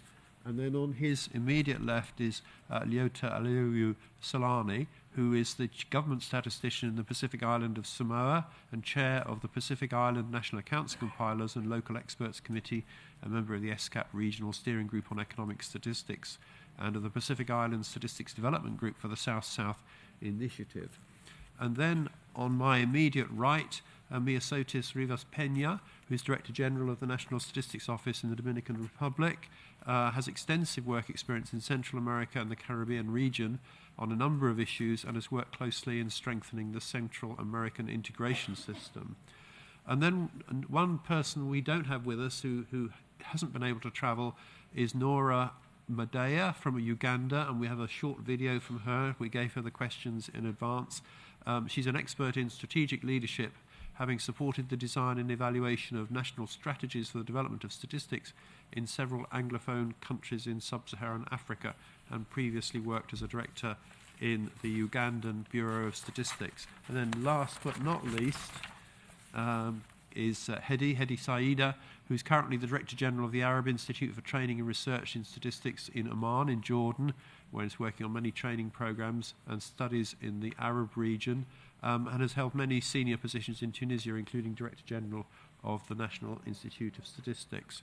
Okay, so we've prepared 2 questions for each of our panelists relevant to their own particular experience, taking this into the question of the proposals which are coming to the Statistical Commission tomorrow. Panelists can feel free to comment on each other's questions, but I'm going to try and keep the discussion on each question to 5 minutes. That way we will get through in the next hour with time for people to speak. So I'm going to start, Haugermo, with you. And a fairly key question, I think. At last year's session, the UN Statistical Commission endorsed the principle of establishing an independent advisory board. You've worked with the UN, preparing the terms of reference. Can I ask you to reflect on the reasons why the Commission suggested setting up such a body? Thank you. Thank you, Steve. Good afternoon, everyone. Yes, at its session last year, the Statistical Commission endorsed the proposal to establish an independent advisory board for the fundamental principles. I believe the main reason for this was that despite various actions during recent years to promote the implementation of the principles, there still is a need to increase awareness of them in many parts of the world and to respond to insufficient compliance with them. Hence the proposal to establish a new instrument, an advisory board, in order to encourage, guide and support implementation where that is needed. Thus the Commission is taking the opportunity presented by the anniversaries of the principles to underscore the importance for official statistics worldwide of having and fully and faultlessly implementing them by establishing a special advisory board as an additional vehicle of support. The original proposal and now the now proposed terms of reference, which are based on intensive consultations, as already been mentioned, focus on raising awareness of the principle and their importance as a basis for official statistics, on communicating with agencies and authorities, on promoting and implementing the principles, and providing guidance and support in that respect. The proposals emphasize that the board shall be independent and communicate directly and independently with agencies and authorities. Hence, while the board may advise the Statistical Commission on issues relating to the fundamental principles, its main advisory activities will be aimed at national statistical authorities and national government authorities in countries where implementation may be found to be inadequate or misguided. The board will be independent in these activities, but on the other hand, it will be accountable to the Statistical Commission and report regularly to the annual sessions of the Commission. According to the proposed terms of reference, the key responsibilities of the board will be awareness raising and advocacy, supporting implementation and compliance, identifying and addressing cases of non-compliance, and reporting and communicating. That is, engaging in dialogue with relevant national and regional stakeholders, as well as reporting to the Commission on its activities, findings, and recommendations. I believe the board may in particular add value to the existing system by emerging as a new and substantial vehicle designated to strengthen the application of the fundamental principles through advocacy and advice, identifying weaknesses in compliance, and addressing non-compliance and insufficient and faulty implementation. The board's strength, I believe, will lie in its independence and impartiality, allowing it to cooperate with and communicate with national, regional, and international agencies in the field of official statistics, and with national authorities. The board's strength will also lie in its professional nature and authority, composed as it will be of a diverse group of high-level independent and experienced professionals in official statistics and related fields. Thank you. Thank you, Haugermo. Some of the written comments that have come in over the last week or two for tomorrow's session have talked about the importance of the independent board respecting the local context. Can you say what you think that might be meant by that, and also how you think the proposals could take that into account? Okay.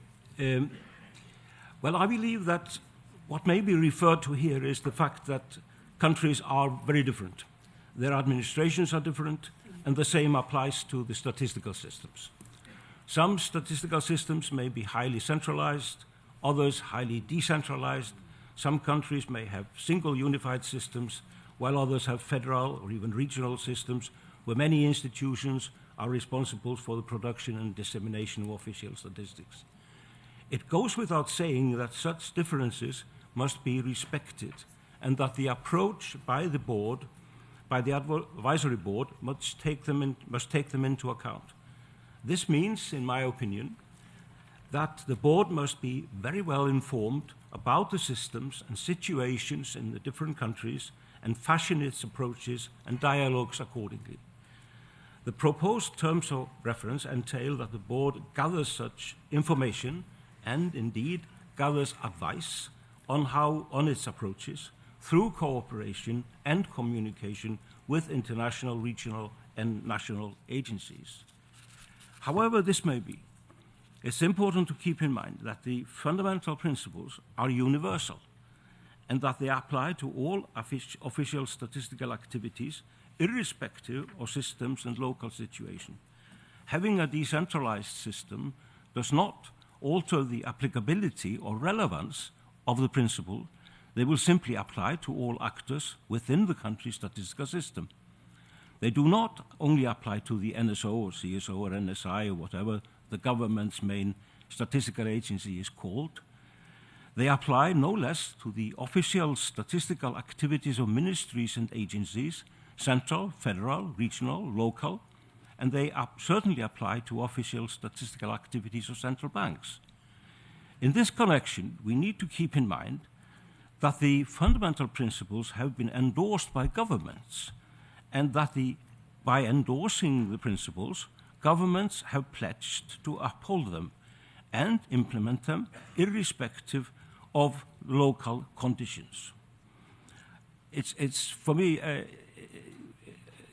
I came to think of when I heard Stefan Schweinfurt speak here, that the principles apply to all countries irrespective of their level of development. And certainly the principles apply to all countries irrespective of the degree of centralization or decentralization. Now, it's of course clear that having a decentralized or a scattered statistical system makes heavy demands on the coordinators or core units of such system to ensure that the different actors, the different institutions and agencies know the fundamental principles, they are aware of them, and their obligations to respect them and apply them. I believe that the advisory board may play an important supporting role in this regard, encouraging the national agency, coordinating agency, to inform institutions and agencies about the principles, explain the relevance and importance, and advocate for their application in the different situations by the different institutions.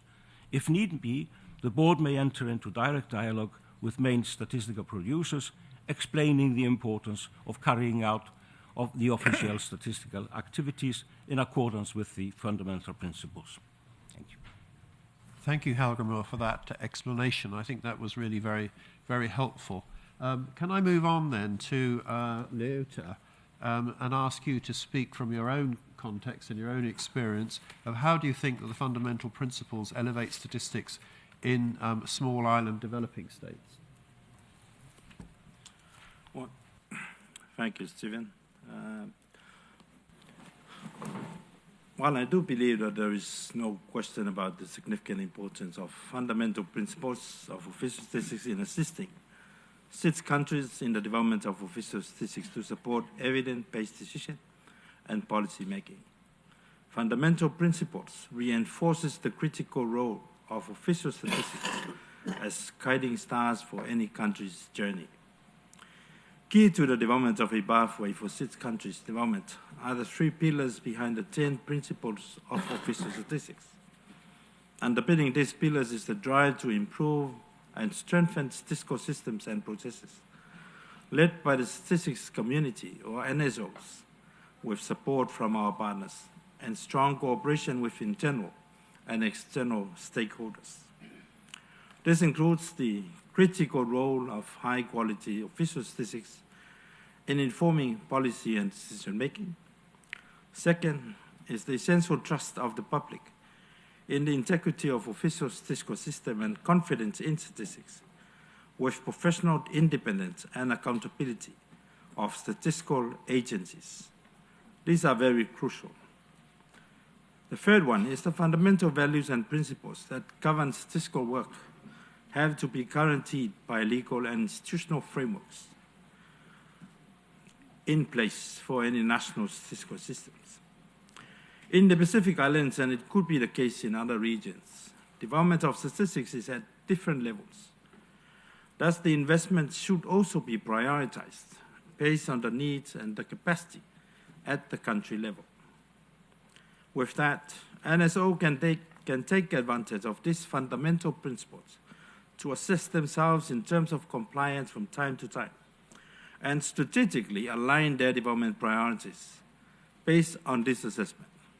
Thus allow a better coordination of assistance provided by development partners, as well as the national budget.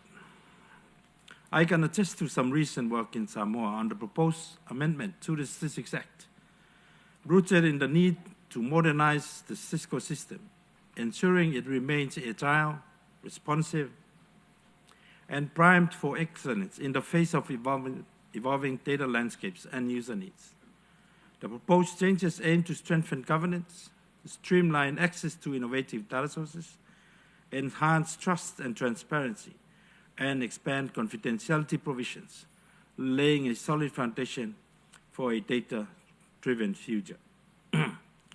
One of the initiatives there is to strengthen governance in the national statistical system. In order to attain that, it requires effective leadership in guiding the data evolution with a focus on a coordinated statistical system that optimizes limited resources, ensuring efficient data utilization. Secondly, is harnessing administrative data with proper governance ensures its seamless integration into the national statistics framework. Proper governance ensures the meticulous implementation of the fundamental principles of statistics endorsed by the General Assembly, ensuring data integrity and relevance. And also aligning with international best practice ensures statistical systems remain forward-looking and sets global benchmarks.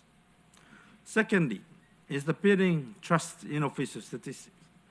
This is understanding and addressing data providers and user needs is crucial for a responsive statistical system. This includes understanding user needs or regular engagement with data providers and users, which ensures that statistics produced are accurate, relevant, and actionable. Secondly, addressing emerging data needs.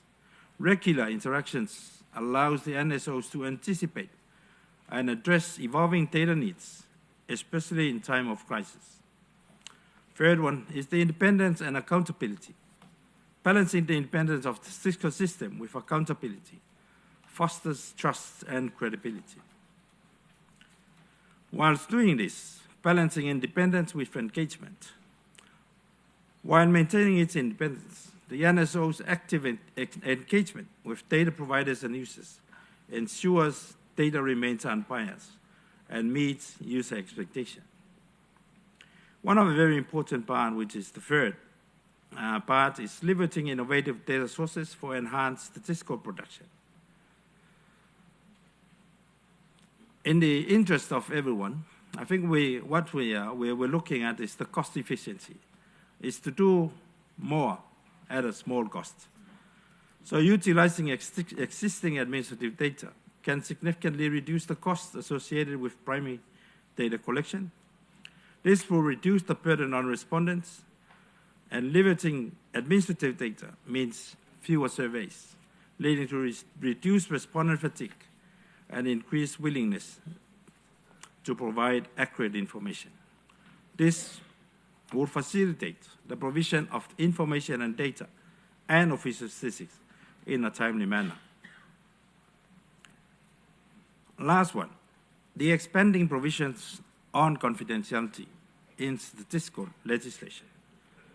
Confidentiality is pivotal in building trust in the digital age, in particular when acquiring data for statistical purpose from non-traditional sources.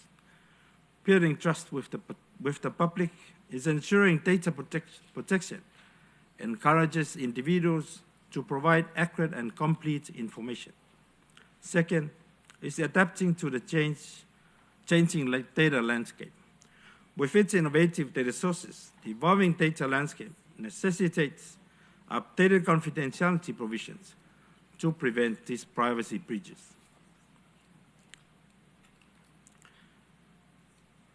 Third one is the extending provisions. Confidentiality provisions must cover all data, regardless of sources, ensuring consistent protections and standards.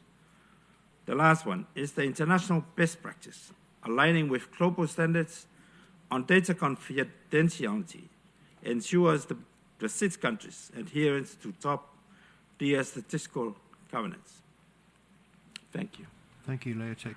I wondered if you could say a little bit more about the specific challenges of applying the fundamental principles in the small island developing states in terms of the local context. Well, in terms of challenges, first of all, I would like to acknowledge the fact that the development of statistics in 6 countries are at different levels, including the Pacific. And so as the severity of challenges faced based on the geographical location, resources, and common priorities from time to time. I would also like to acknowledge that there is no one-fits-all type of model to all 6 countries. But based on some of the studies done in the past, it was found that national statistical systems of 6 countries face many problems as many other statistical systems in the global community.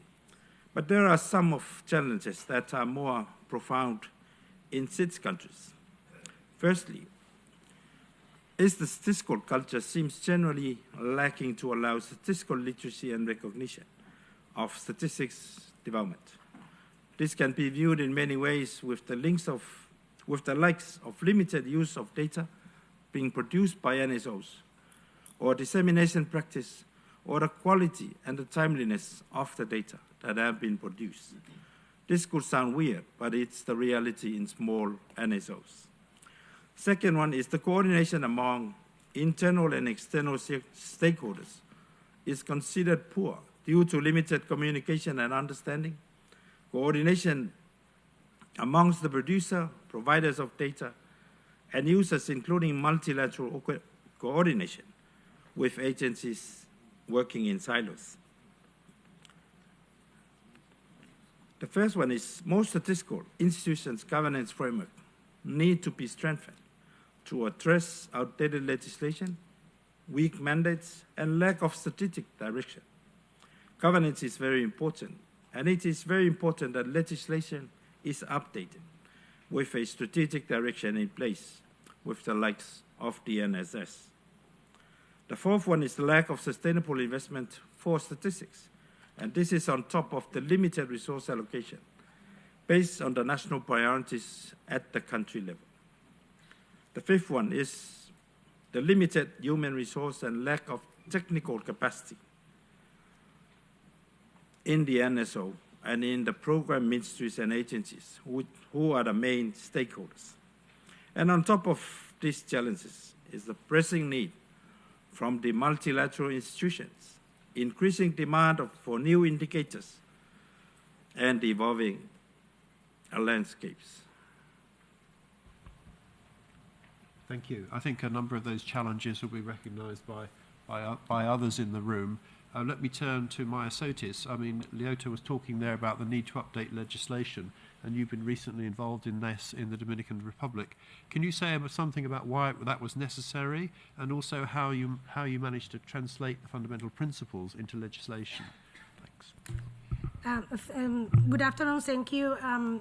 And first, Stephen, let me thank the Statistics Division for the invitation to be part of this high-level forum on the fundamental principle, but also to be part of this panel shaping the future of official statistics. I think that in the Dominican Republic, and it is important to mention that we are still in the reform of our law. We have like more than 20 years doing some kind of efforts to address the obsolete legal framework that dates from 1959. The Act 1596 on Statistical and National Census, which is our current law, was enacted under the tyranny of Rafael Leonidas Trujillo. This law also is an instrument that has allowed to increase the statistical capacity since that time. It could be said that it's elaboration rather than responder to an restrictive role of the state to guarantee rights, collecting the advance and the good practices of the time, those so within the state characterized by the constant violation and control of human rights, being one of them then the right to access of information and the control of it.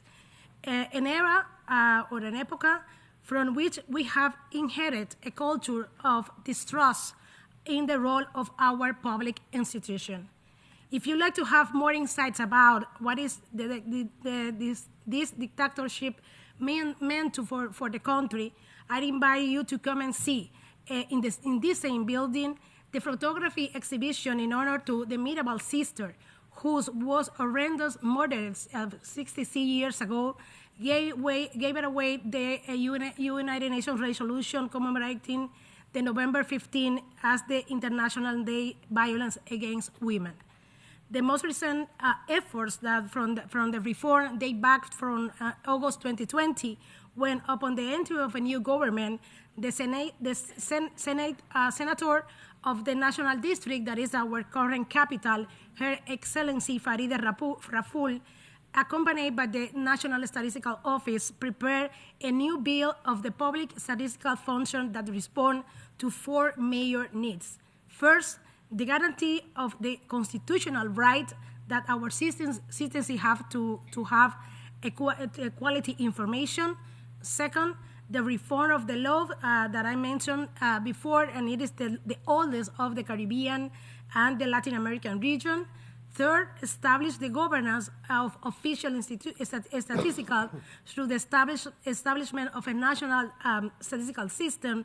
And four, taking advantage of the existing and updated international reference normative framework for the production of a statistical office, like especially within the United Nations, and in an explicit consensus that we have at the technical level to adopt the proposal of good practices such as the fundamental principle of official statistics, considering them essential for statistical producers, being the main sources from which other more specific compendiums of good practices emanate, such as those adopted within the framework of the Statistical Conference of the Americas. The Article 5 of our draft law includes the 10 fundamental principles of official statistics supported by United Nations Statistical Commissions, which have been developed and adapted to the national context based on the needs of the country, but also mainstream in the whole structure of the proposal. This proposal is currently under discussion of the Congress of the Dominican Republic, together with two old projects dating back, one of them from 2011 and the other one for the 2017.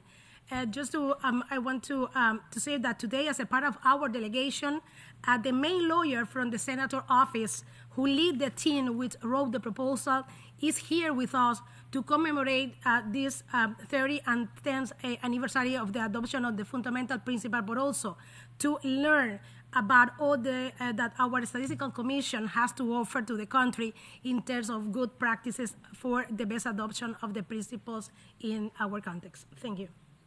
Thanks very much. Clearly, this has been a really big and important change for you in the Dominican Republic. Can you say something about what are the biggest challenges that you have faced due to the fact that you had an outdated legal framework? Yeah, thank you for the second question, and I'm responding to that. I want to share first that the challenge of having a law that does not adjust to the current times are multiples, and they present themselves from different dimensions. In fact, we have been talking about from those days around a different kind of those challenges. But I want to refer to the challenge that I understand are in the short term and in the context of our reform. It in itself not allowed that I was mentioned was designed within the framework of dictatorship, far from the right basis approach, and that is that reforms which cannot be conceived outside the paradigm of transparency, a systematic vision, the new approach of public management, nor that the advance that information and knowledge technologies have given to the production of information. This reform finds us in a post-pandemic context, facing a more informed and interconnected society that demands to play a more active role in the decision-making process of those things that they have a reason to value, using a phrase from Amartya Sen, but at the same time, with a more fragmented data production process and what, as was mentioned in the seminar of the data governments last Friday, requires the creation of incentives that guarantee the reform of our law. This leads us from what one of the greatest challenge is the creation of a consensus for a reform that transforms the National Statistical Office into a one independent regulatory body that enjoys such as reinforced autonomy at the technical, administrative, functional, and budgetary level, in conditions of relative parity with the other powers and body of the public law, and such exclusive the control of the Chamber of Accounts and the Congress of the Dominican Republic. The creation of the consensus around the reform must be approached from at least three dimensions. The political consensus, including the most highest level of the government, a technical consensus among interdisciplinary community, and also the social consensus, which includes academy, civil society, private sector. For each one of them, we must build a profit and fixed scenario of not moving forward. In this context, we believe that the fundamental principle take an unpredictable importance, becoming a framework which we can contribute to the trust and credibility that it needs to create to address issues that are very sensitive with the function of a National Statistical Office. These issues are directly related or linked to the fundamental rights of privacy, free access to the public information, a good administration, and with the purpose and an objective of a general interest naturally connected to the essential function of the state. In summary, the fundamental principles are important framework to create the right incentive for the consensus to adopt a new law in our country. But we believe, for example, that an independent advisory body, like we are going to review in the session of the Commission, could help us in the task to create the business case that we need to prepare to create the consensus. But at the same time, we has, not just as a country, but also as the Statistical Conference of the America, who I made the honor to chair, to chair its executive committee, we have concerns about the key responsibility like are considered in the terminus of reference prepared for the Statistical Division. Thank you very much. Thank you. So that's a good example, I think, of the synergy between the change in legislation and the fundamental principles. The next speaker, Nora Madaya from Uganda, who isn't able to be with us but has sent in a video, she has been supporting the development of national strategies for the development of statistics in various countries. So we asked her to say something a bit more about what these NSDSs are and how they've influenced the transformation of NSOs in their various national statistical systems, and how the NSDSs can facilitate implementation of the fundamental principles and the revitalized implementation guidelines. So I think we have a video about to come. Hello everyone, my name is Nora Madaya, and I've been invited as one of the panelists of the implementation guidelines for the fundamental principles of official statistics at this high-level forum. I'm glad to share issues concerning the NSDSs, which are national strategies for the development of statistics. So what are national strategies for the development of statistics. National strategies for the development of statistics are frameworks, they are tools, and they are also a product that are developed to support the improvement of statistical capacity in the national statistical systems. This is a concept that has been around since 2004, and many countries have adopted it in the developing world. In sub-Saharan Africa, for example, I've supported a number of Anglophone countries in the development of their national strategies for the development of statistics. NSDSs, as many call them, are 5-year strategic plans. They provide the short-term, medium, and long-term plans for improving statistical capacity in the national statistical system. And majorly, they highlight the priorities, the objectives, and the actions that a country needs to consider to improve its statistical capacity. Now, how has NSDSs transformed national statistics offices in the national statistical system? The national strategies for the development of statistics provide a roadmap for which the national statistics offices are able to organize their statistical production processes, their practices, and align them to the national and international or regional strategic and development frameworks. NSDSs are frameworks that enable the national statistics offices to develop their priorities in terms of statistical production, capacity development, and also identification of the relevant infrastructure required for the production of official statistics. So indeed, the NSDSs have enabled many national statistics offices to reorganize themselves in terms of enhancing their coordination role with other actors in the national statistical system. They have also enabled them to define their core products, their core contributory indicators that they have to add value to as required by the users of data. NSDSs have also enabled national statistics offices to modernize their system to produce the relevant statistics in the time that is required.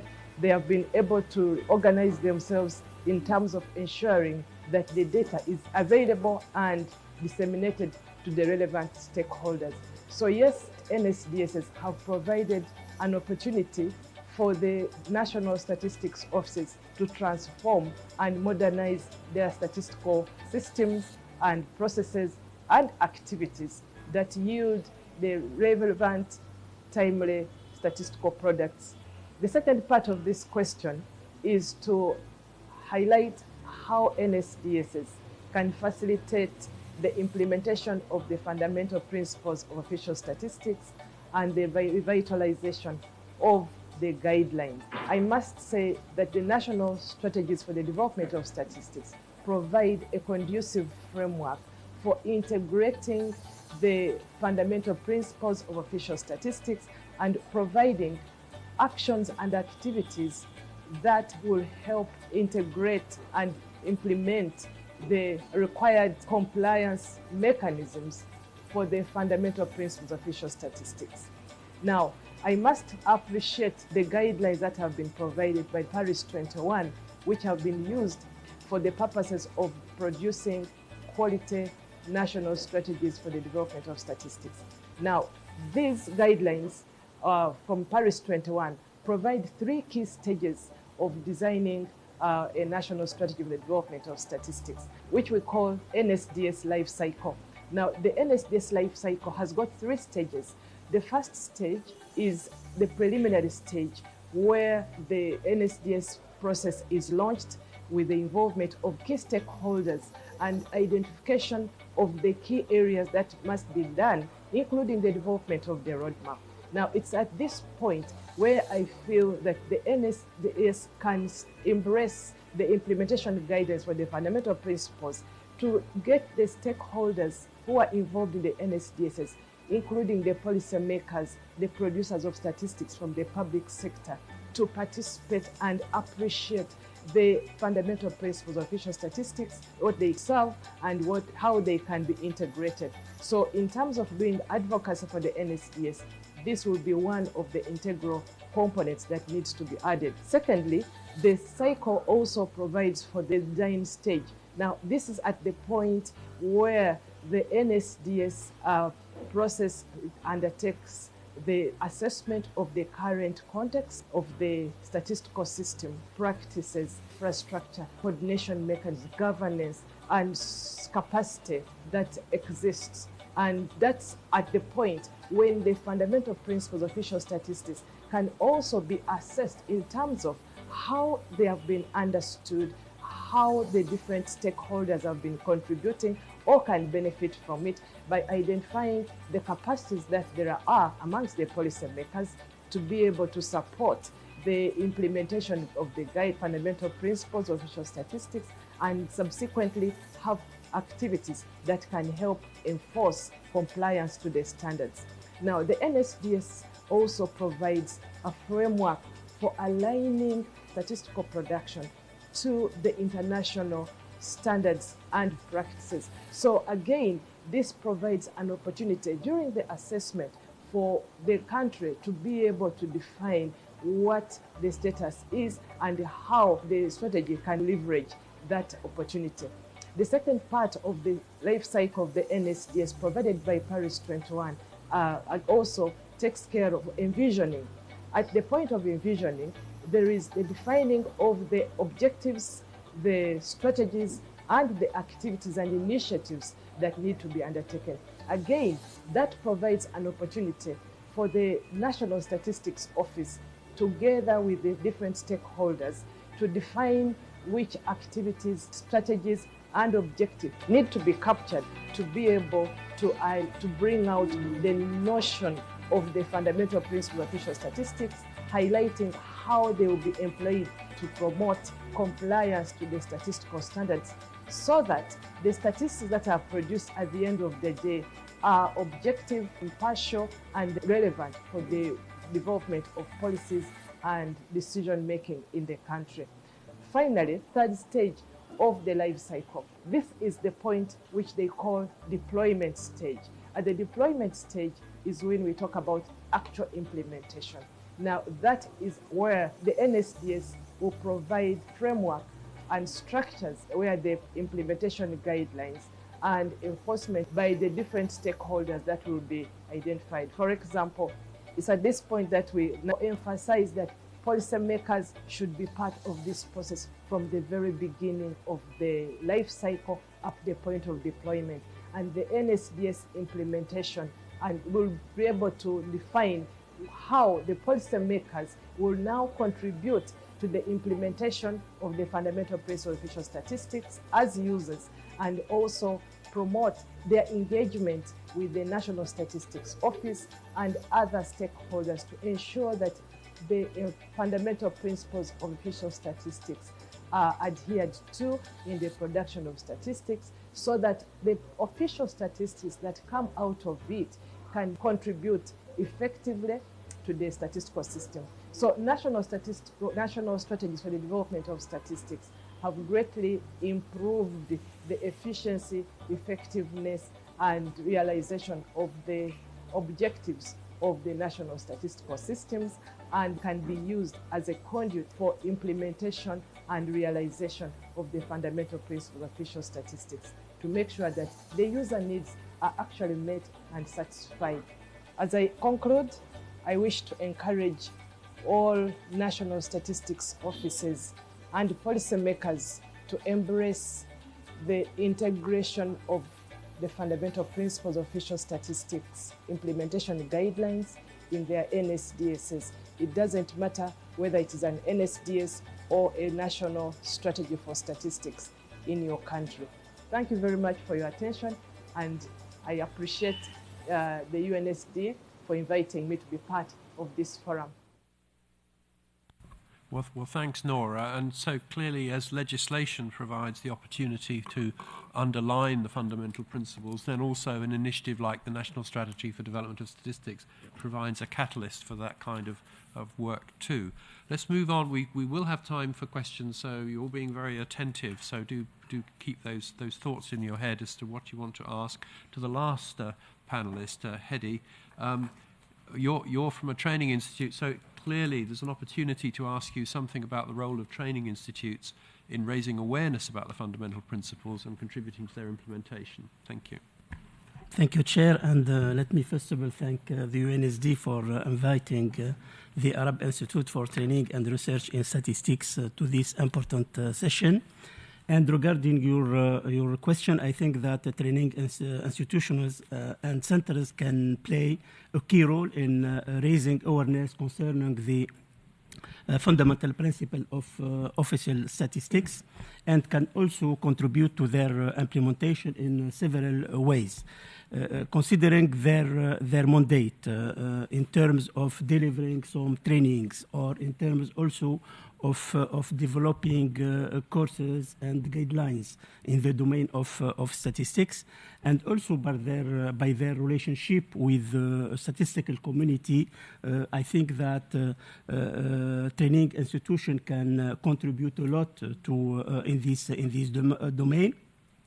Firstly, by developing training programs and courses focused on the fundamental principle of official statistics to help the national statistical system and principally the National Statistical Office to understand more the principle of official statistics in terms of objectives, in terms of importance, and also in terms of use of these principles in order to improve the quality of the statistical production and in general the data management.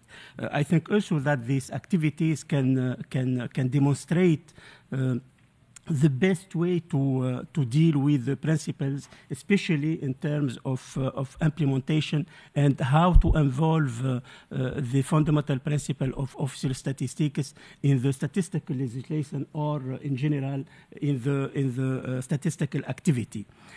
Secondly, we can as training institute contribute by the capacity building activities such as workshops, seminars, webinars, conferences, also to improve the skills and capacity of the statistical community in terms of understanding the philosophy of the fundamental principle of official statistics, and also the benefit of their adoption in the national statistical system and their impact on the quality of statistics. Thirdly, they can contribute by encouraging the statistical community to develop and elaborate some research or studies in order to identify the difficulties and challenges faced by the national statistical system to adopt and implement the fundamental principle of official statistics, and to deal with them, to propose practical solutions in this way. But also to detect the good practices and the methods to adopt the principle and disseminate them within the national statistical system. The fourth one is related to advocacy. And by especially collaborating with the statistical community, especially with governments, with NSOs, with the National Statistical Council, and the other stakeholders to promote the adoption and implementation of these principles, especially at the national levels. This collaboration can take many forms, such as developing and disseminating materials and guidelines, organization public activities, participating also in public discussion related to the statistical domain, and also contacting the parliaments and the political level in this way.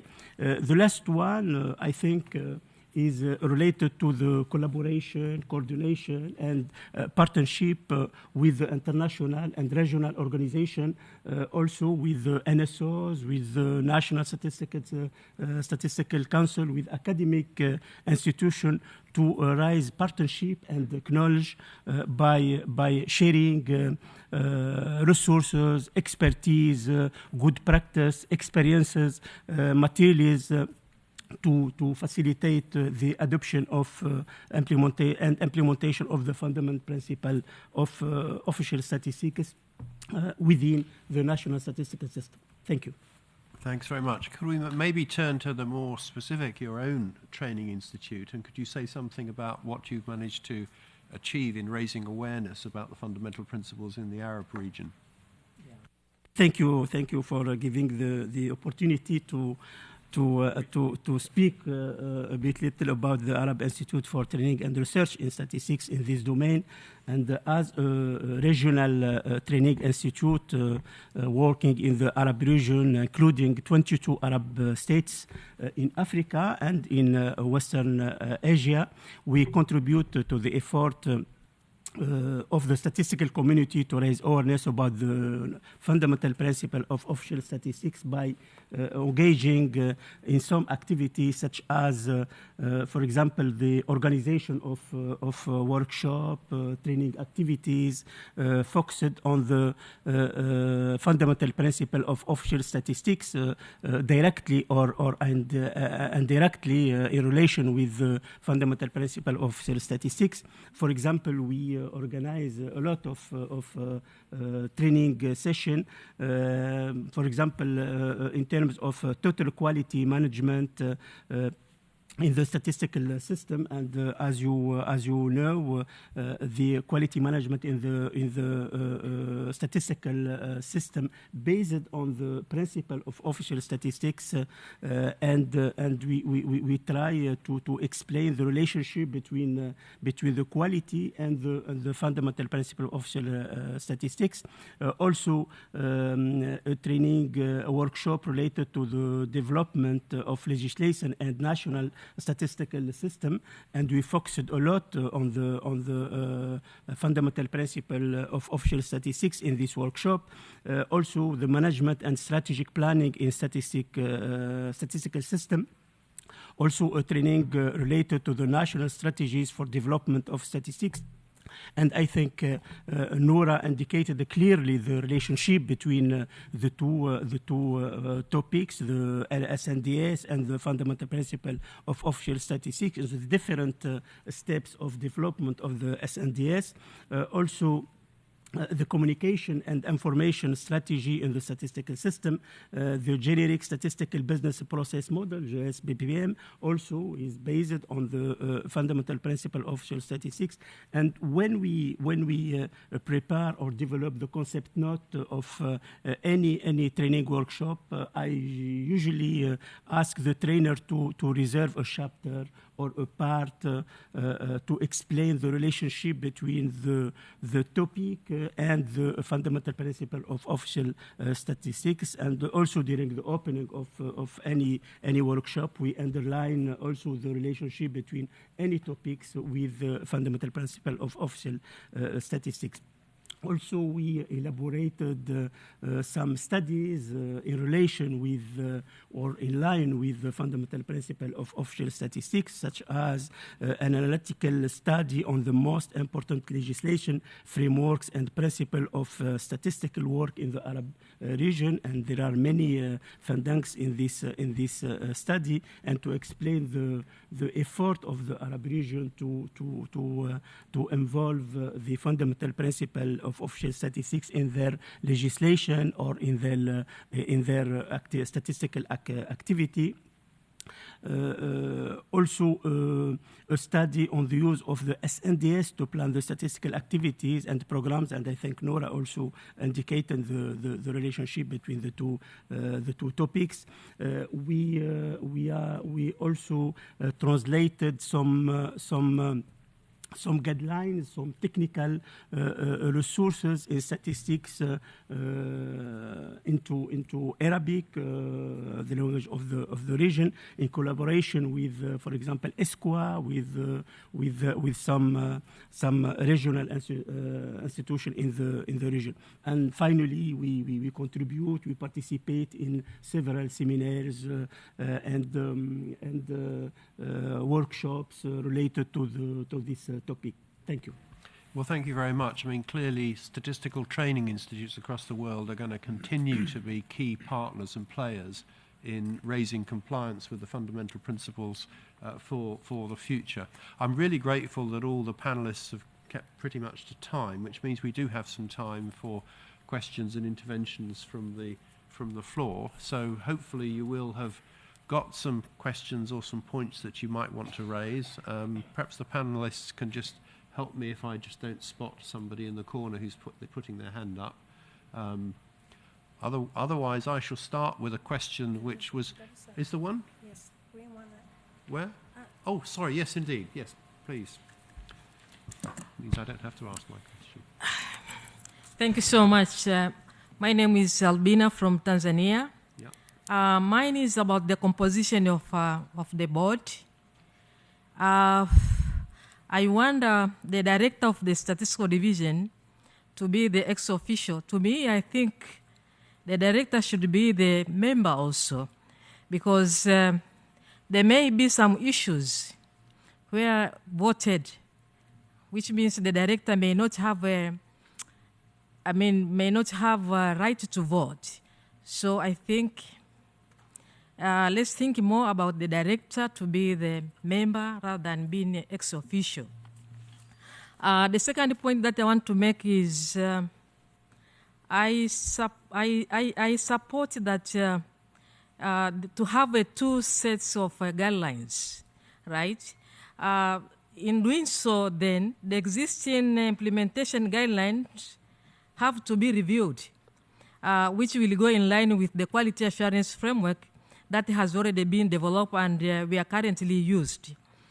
The operational one will remain as it is, but we should have now another guidelines that will shed some light to the member states for the policymakers and the other groups that will not be will not fall under the national statistical offices or national statistical systems. Let me end there because tomorrow I have some intervention also. Thank you.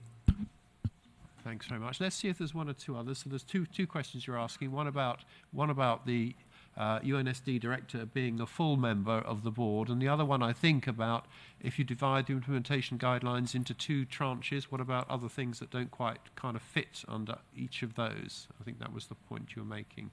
Yeah. Let's just see if there's any others while I try to think about who might be able to answer these questions. The first one, I think I might have to refer either to Stefan or to Gabriel, maybe. Do you want me to answer these questions? Well, yeah. No, I mean, yeah. I just very quickly. It's probably not. It's an answer, or let's say further thought. The principle of independence of the board, in a way, would require that a representative from UNSD is not a member or a full member of the board. When such kind of boards exist already in other parts of the world, I mean, at regional level, in general, I mean, the director of the international organization, the statistics division, is not member. At national level, often in statistical council, the director general or the chief statistician is ex officio member and not a full member of the statistical council. These are just examples, but there is, of course, a trade-off between, being in and being out, but that's why the ex officio is probably an answer. National Quality Assurance Framework, I will not answer all the question. National Quality Assurance Framework is something that will be also integrated fully in this one, actually, for the producers of official statistics, because GSPPM and GAMSO are good, of course. It gives us a little bit of direction, right, a structure, but I think it's very important also that we focus on the National Quality Assurance Framework because it's all about quality, and quality is all about the principles. So you're totally correct. This will be integrated. Yeah, thank you. I don't know if I answered the question, but... well, I'll ask if any of the panelists want to just add to that. The first question, I think, is really quite a fundamental one. You know, the document describes it as an independent advisory board, and the question, I suppose, is, do you want it to be an independent advisory board? Because if the director is a member of it, it's not really independent, it seems to me. So it's a fairly fundamental question there. Anybody want to add to this? dialogue. Okay, anything else then from... Or do I get to ask my question, which was provoked a bit by Misha's contribution earlier about the crowded field. So maybe I could ask panelists, how do they think that the new arrangements will actually add to what we currently have? You know, in other words, what does it add significantly above what the current arrangements are, particularly in terms of what the professional associations are doing and so on? And I would point to Holgermoor a little bit for this, because you've been involved in drafting the terms of reference. Thank you. I'm not quite sure I can answer this in any very sensible manner, but I don't think that there is a danger for any crowding out or in this sense. First of all, I think the advisory board, which we are thinking about creating, or the UN thinking about creating, is on a different level than the advisory boards of the ISI and these Friends of Official Statistics. And the Friends of Official Statistics, well, there are the Friends, Misha, but they have not really started to exist in any organized manner. The ISI deals, of course, not with official statistics as such. It deals with simply statistical activities, the activities of individual statisticians. So it's quite a different level, I think, different field. So I don't think there is any kind of competition there between, but I can see complementation. I can see that both of these instances can benefit from cooperating closely and exchanging views, exchanging information, and so on and so forth. So that would be my answer to this. Thank you. That's fine. Do you want to come back, Misha, on that? And then we'll ask if there's any other questions from the floor. Yes, I can. I mean, I maybe was, misunderstood. I mean, I am not against, I'm all for that. And even more for that this is under UN umbrella. This is it's a serious organization, right? But I would not bring in that back to Albina's thing. I would not bring with all my due respect, the chief statistician of it's the director of statistics. I would not bring as a member, but of course an ex-officio member to this. That gives this independence for this independent advisory board. Thanks very much. We'll leave that one at that, I think. And I'm looking around the room to see if there's a final question from anyone. Otherwise, we are a little bit early, but we can close the session. Sorry? Could I add one point? Oh, Helgemer wants to make one. I should ask the panelists if they want to make any further comments and interventions, and Helgemer does. So thank you. Just one additional point to this issue of whether the director of UNSD should be a member, full member, or not a member, or something like that. Just to point out that in the consultation process, while the terms of reference were being drafted and redrafted and redrafted and redrafted, there was a huge consultation process. There were opposite views on this. There was these views that you are explaining that the US UNSD director should be a full member, but there were the opposite views that the UNSD director shouldn't at all be on the board. I think both are pretty extreme. So I think that the conclusion that was drawn and written into the proposed terms of reference, they are of course drafts yet, is quite a good compromise. Well, that's often the way these things are. Any further comments at all from the panel? Or Dominic, yes? Just a short message. I would like to remind you about Professor Oleński, who was chair at the time when the fundamental principles were adopted here at the Commission, and he's now an editor of a special issue devoted to the fundamental principles of the Polish Statistician Journal. The flyer should be somewhere in the back of the room, so I encourage you to send your submissions. Thank you. Thanks for that little advertisement. Thank you. So can I close the meeting now? And can you thank very much the panelists and the UNSD for organising this? Thank you very much. And I hope it helps with the discussion tomorrow morning in the Statistics Commission, where we will all meet again and discuss this. Thank you.